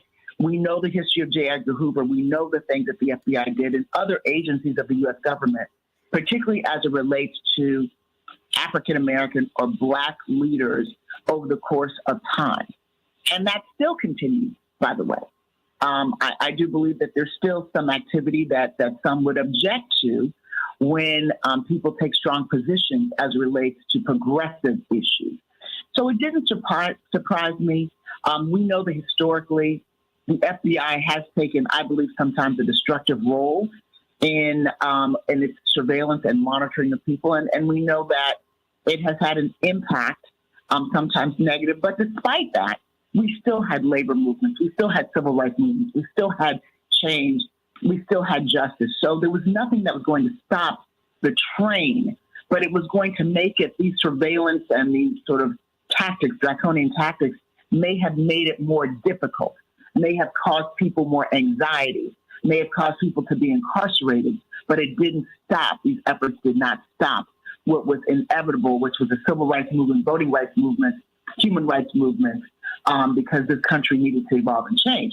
So if we play it forward, Santita, today, and look at what's happening, it's so very interesting that today we have a former president of the United States who's accusing the FBI of engaging in nefarious activities, much like we know what was happening during the civil rights era and other times in history to Black leaders, to Black entertainers, and to those who were looking to be purveyors of change. I think it's just interesting. That's just an interesting narrative. Well, they go after Black people. Well, because they go after Black people, they'll go after peace activists, they go after populists. They don't just go after Black folks. We felt it most profoundly in the civil rights movement, but please, they were following the labor leaders. That's what they do. Because, if you watch The Crown, every time you see someone who wants to not be part of the monarchy, the Queen was so cute. She would remark, are they socialist? Are they communist? What? It couldn't filter in her brain that someone did not want to kiss her ring. Before we go to the callers, Attorney Daryl Jones, your thoughts about this FBI monitoring, surveilling of the Queen of Soul and her father. Santita, I listen to Chip and I listen to CK and listen to Dwight, and I am just dumbfounded at points when I hear numbers like 7,000 informants across the country that are infiltrating African American communities and barbershops and just really everyday positions to get information and to go against what they're trying to level, what they're trying to label as extremists and civil rights, activists, etc. I think about what they did even with Billie Holiday with a strange group. And, that really being one of the first, significant protest songs and words and music when they really came after her. Of course, that came out the same year as Over the Rainbow and Kate Smith's God Bless America. And then, I look at what they've done to the Queen and I compare it to what they should have been doing with the Oath Keepers, with the Proud Boys, with the Three Percenters, and all the other white supremacist organizations that exist, and their slowness in reacting to it. And it's just, it's infuriating. Wait, but what Daryl, they're trying to do. Daryl, stay right there. They never go after them. And now we're finding that the Oath Keepers and the Proud Boys and Boo Boo Boys, they're populated by them. Daryl? And that's the scary part. And they're within the military. So, you have all of that that's there. All the key factors for what they should be looking for and going after are there with those organizations, but they didn't do it. And that's what really is upsetting, that when you have, the Queen of Soul and you have Billie Holiday and everyone else that's out there, Angela Davis is out there pushing against things that are wrong against the community and positive for the country, they're the ones that get investigated. They're the ones that get the files. And I just can't imagine. I've got to read Chip's book because it's just got to be full of this stuff.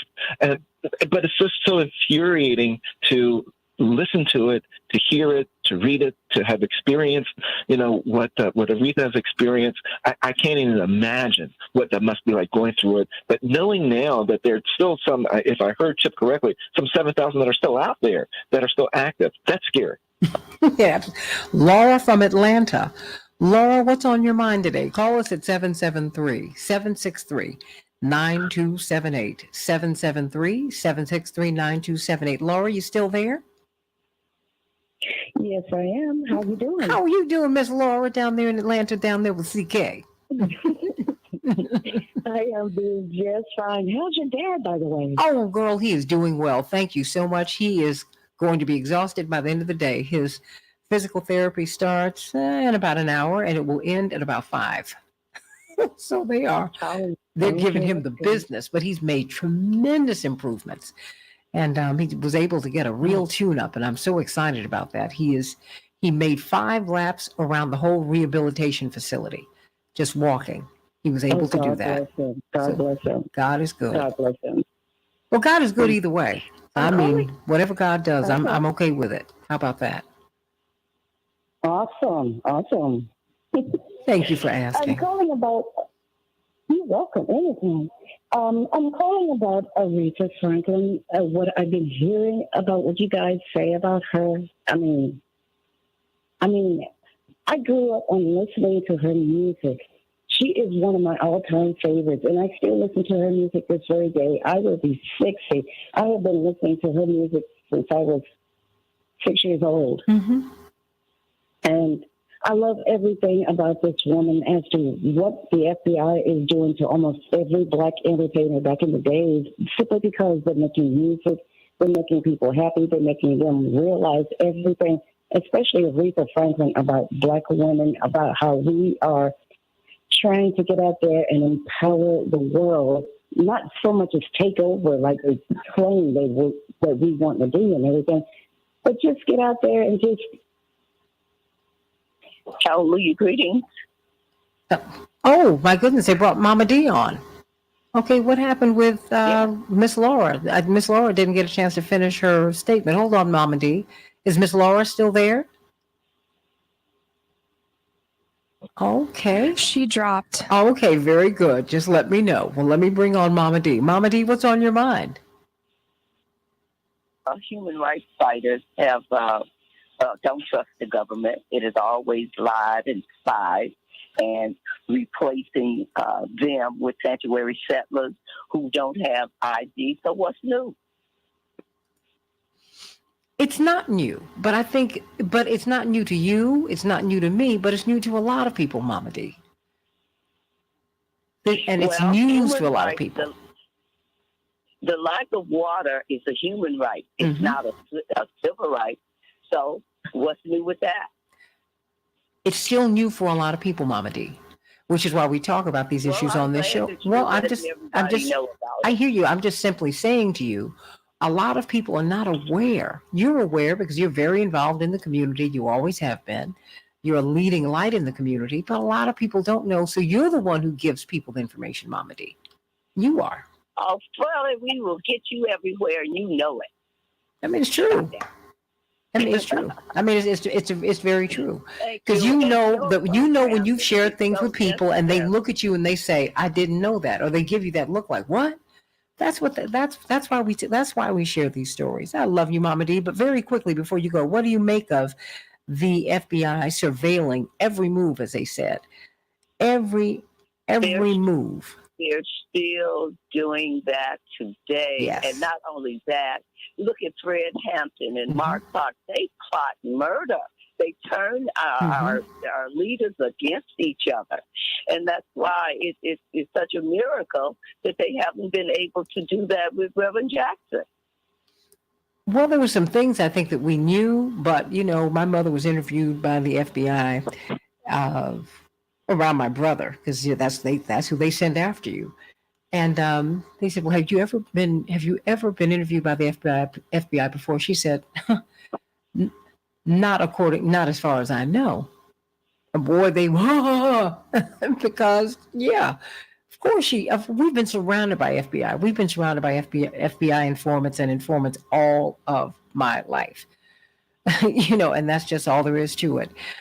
Chip Gibbons, because we're talking about even the benign aspects. Mama D brings up a great point about the FBI. They have been in on not just on surveilling people, Chip. It goes further than that, Chip Gibbons. Yeah, I mean, Fred Hampton was a victim of what's called the counterintelligence or COINTELPRO program. There were a number of distinct COINTELPRO programs. I can't remember the exact number off the top of my head. We used to talk about 5 because 5 were the 5 domestic programs the Church Committee talked about. But the Church Committee also acknowledged there was a number of 6 or 7 non-domestic programs, which are all domestic-based. That's nonsense. The existence of was only fully declassified in 2018.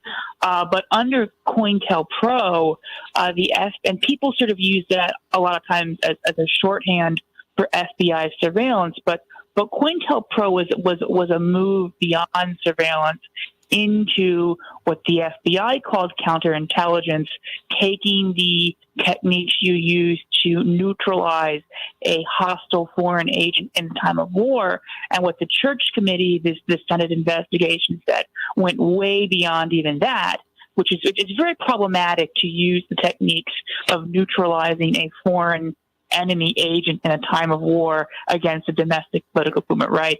But they went even beyond that and were engaged in, and this is what the U.S. Senate said, domestic covert action. Covert action is what we think of when we think of the CIA toppling the government of Chile or mining the harbors of Nicaragua. So the FBI, per our own Senate, was engaged in covert action in this country against various groups. And the origins of this sort of insidious use of whether you want to call it counterintelligence or covert action go back in large part to 1956 when the FBI realized, there were a lot of crimes you could prosecute someone with just for having the wrong ideas that these people had. First Amendment right. So the FBI needed a non-law enforcement solution to getting rid of them. The original counterintelligence program is against the Communist Party, but using their theory of communist infiltration, they go much broader than that and attack Martin Luther King under it and other civil rights groups, civil liberties groups. They attacked my organization under that COINTELPRO specific program. And then in 1967, they developed what's originally called the Black Hate and later called the Black Extremist. And I know I sound very pedantic when I keep mentioning the name changes, but I really want to stress that word extremist because that's the word the FBI still uses to this day. And it's worth going back and looking at how that word got in their lexicon, right? Mm-hmm. When they're talking about black extremists or anarchist extremists, and there was a racial intelligence unit, and in 1970 they renamed it the extremist unit. I think we should pause for a minute and ask what's it all about. But yeah, under the Black extremism counterintelligence program, which was considered by the U.S. Senate to be the most vicious of any of them. I mean, they incited violence against the Black Panthers. They tried to incite violence between the Black Panthers and other Black nationalists, Black liberationists groups, whatever you want to call them. They orchestrated police raids like the one that murdered Fred Hampton. So it was an extremely violent program. So you do have this large-scale domestic intelligence apparatus that is gathering huge amounts of information on people under either the guise of providing racial intelligence or quote unquote tracking subversive infiltration. And of course, you know, subversive infiltration is when you have a view J. Edgar Hoover doesn't like, but they went even further than that in 1956 and began this program of domestic covert actions. This is, you know, part of them trying to blackmail Dr. Martin Luther King into killing himself. I mean, they went well beyond just surveillance. I mean, the surveillance is pernicious, but these programs of covert action that are modeled after the techniques one uses to neutralize a spy or a saboteur or someone from the enemy during a wartime against domestic political movements. I mean, that is a whole other step. And that is the program that, you know, assassinated Fred Hampton and did a whole bunch of other stuff. You know what, Laura Bell, keep listening and stay involved. You know, when we have these conversations, just so that, you know, she wants to know, did she get cut off? What happened? Sometimes my internet goes down. So just hang in there. Don't let anyone cut you off. Okay? You stay engaged in this conversation. Because as Chip Gibbons was saying, Dwight McKee, it went beyond an informant. I mean, what is an informant actually? And I mean, because you saw this in real time. Not just with Fred Hampton and Mark Clark, but with others. I mean, how did you all target informants or know who or suspect who an informant was, Dwight? I mean, I've just seen that they tended to be the most extreme people. They were the ones who wanted to storm the Bastille, if you will. But did you know who the informants were? No, it's very difficult because, you know, what FBI would usually do is if they had some case on somebody, they'd cut a deal with them. They'd give them less time or they would pay them for information. And sometimes it was the head of security. Sometimes it was the cleaning lady. You know, Dr. King's case, I remember the photographer who was the most famous photographer in the civil rights movement who took a picture of my mother's prom pictures was the informant.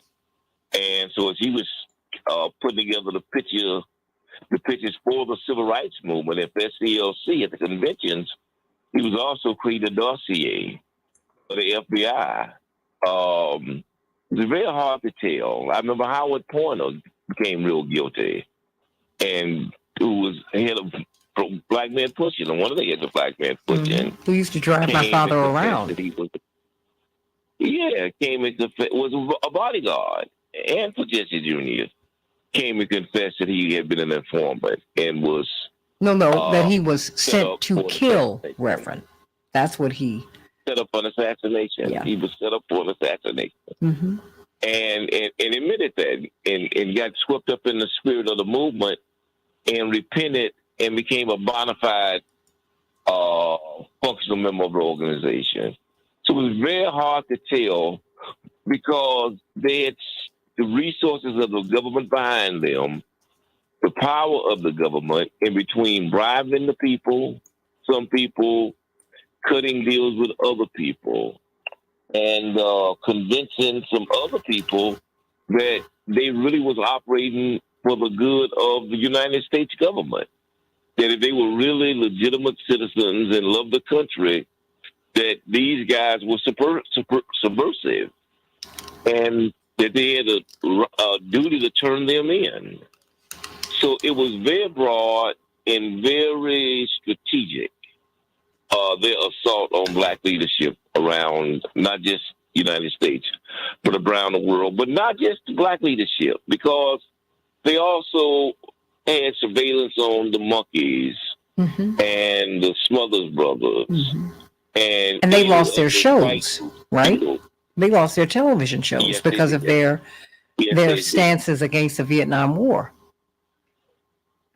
Anybody who didn't take the party line, anybody who was not patriotic, anybody who didn't support white supremacy and white imperialism was a target. And so everybody from the Beatles, who was talking about studying the war no more, to Dr. Spock, who was a peace advocate, they went after.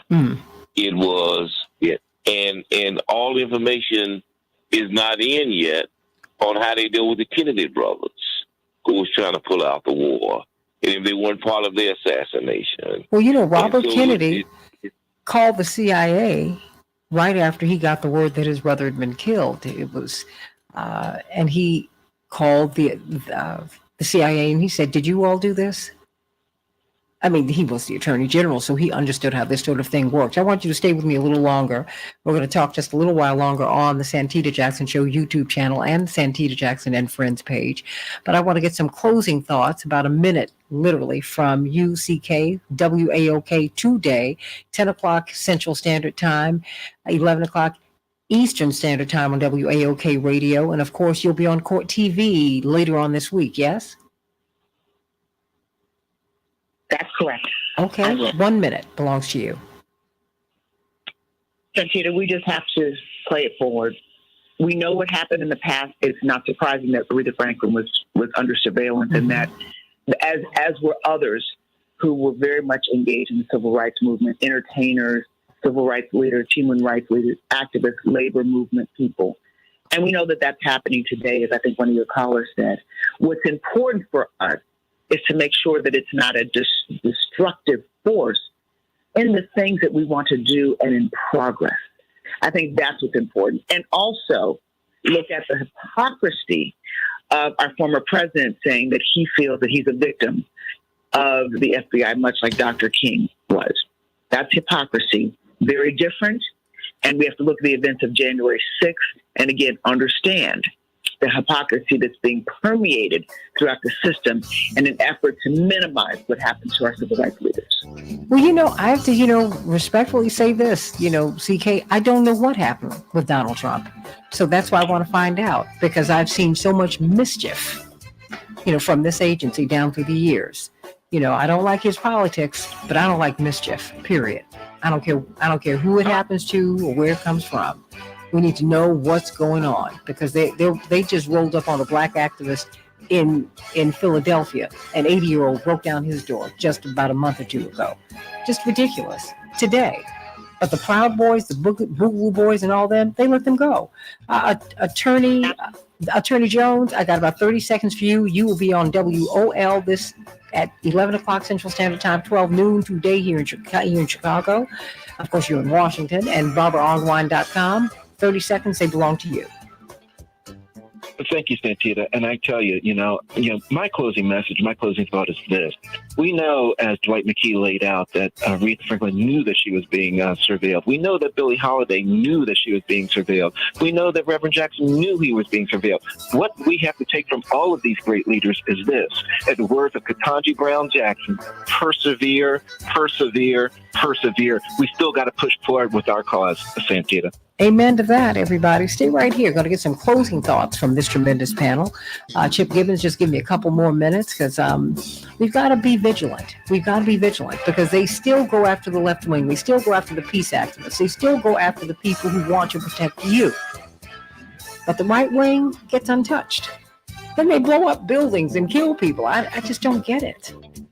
What's the deal? Think about that, everybody. I love you. Can't wait to be with you tomorrow on the Santita Jackson Show. And we're going to have CK back tomorrow. Legal Q&A with CK. The legal question of the day. I don't know what it is, but it's going to be something special. Can't wait to be with you tomorrow. Stay right here on the Santita Jackson Show YouTube channel and the Santita Jackson and Friends page and Reverend Jackson's page. We're streaming on all those platforms. Love you, everybody. Like and share the show. God bless.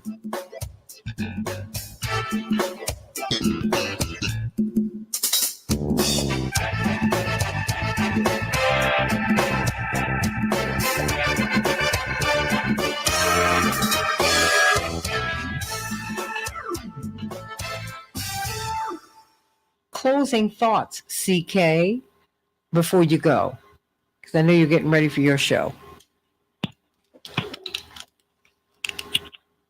CK, you still there? Okay. Well, Daryl, your closing thoughts. Yes, Santita. I really do believe that this whole 7,000 folks that were out there doing the investigations that are still active. It's just an incredible piece that's there. But we do have to continue to persevere. It's horrible the way that they're the inequality of treatment with the African Americans, and I assume our brown brothers and sisters as well, as it compares to the white supremacist organizations and the scrutiny that they are not receiving.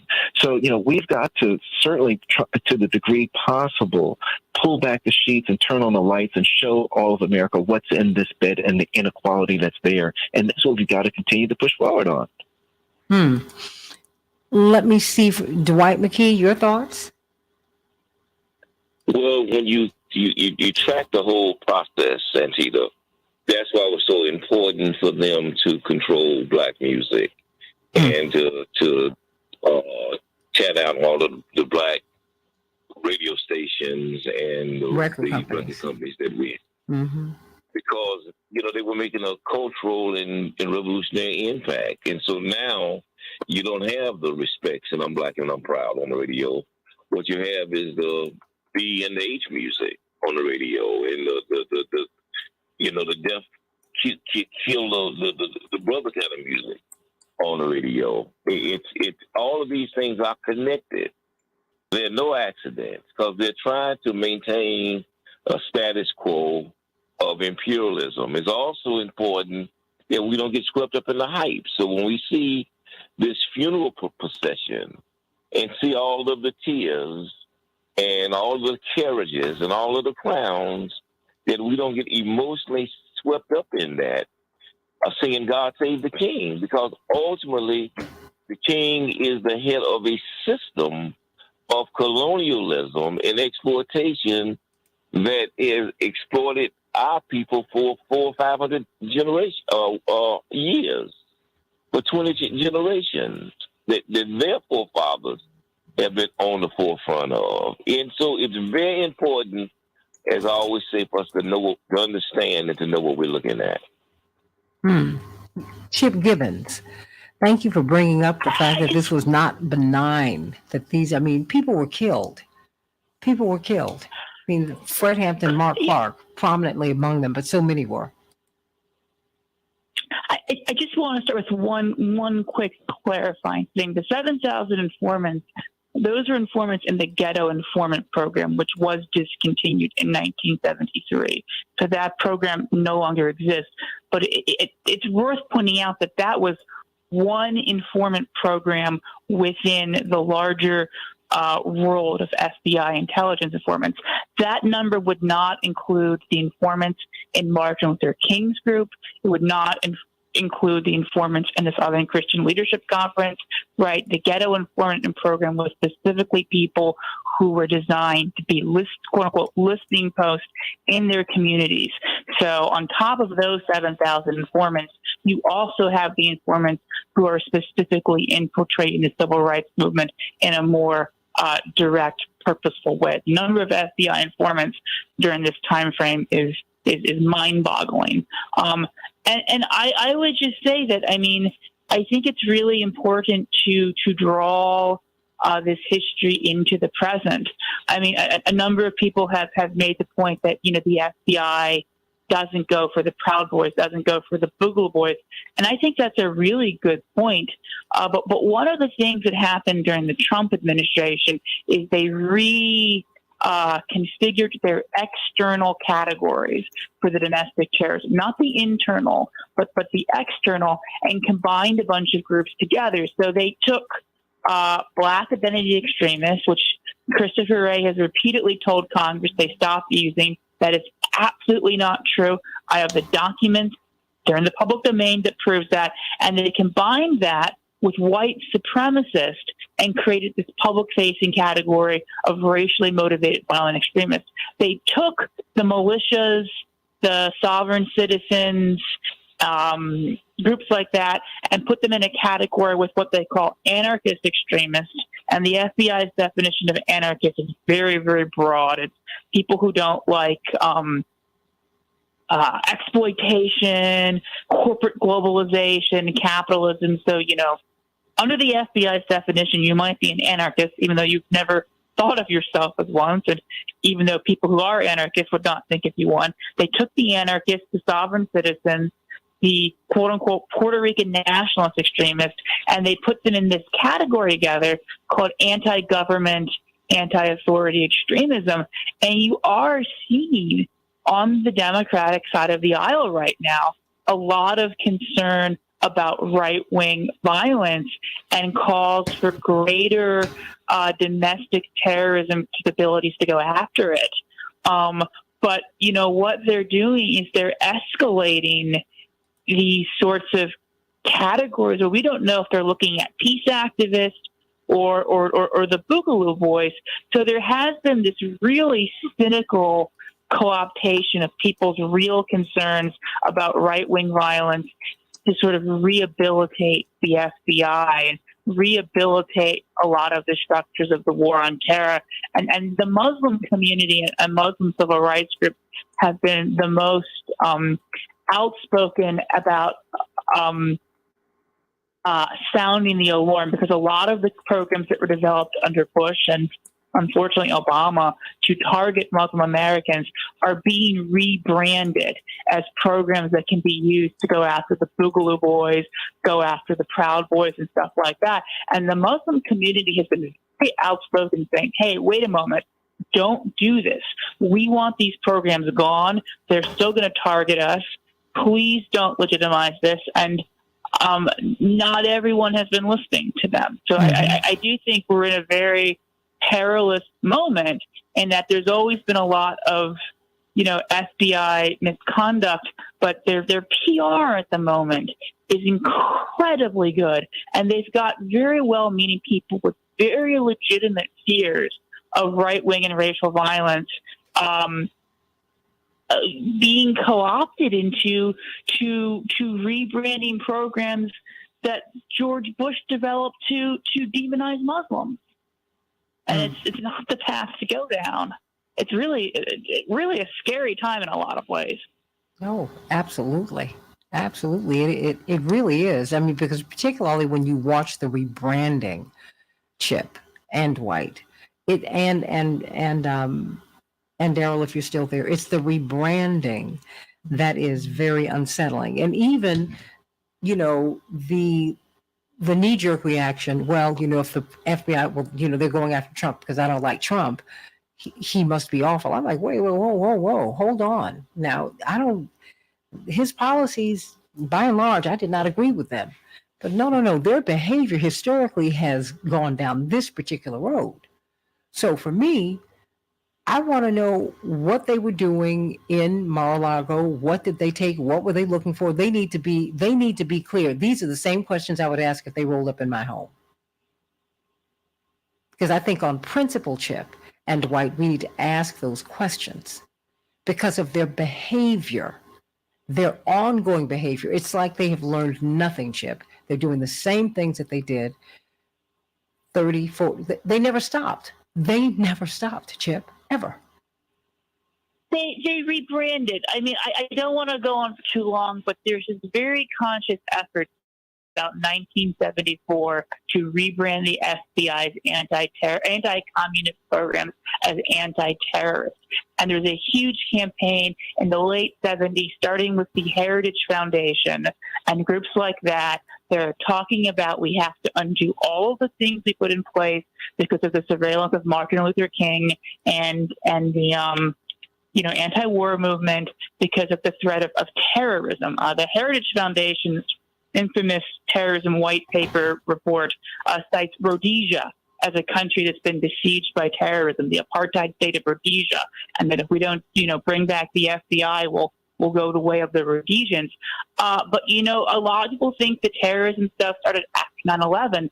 But there is absolutely an entire network of people on the right who, as early as 1974, start a program of rebranding what the FBI is doing to King and the anti-war movement as counterterrorism. And you can pull up magazines from the left, like the old Counter Spy magazine, and they're talking about in 1974, they're rebranding anti-communism as counterterrorism, which that started way before 9/11, but we should be very, very skeptical about what they're doing.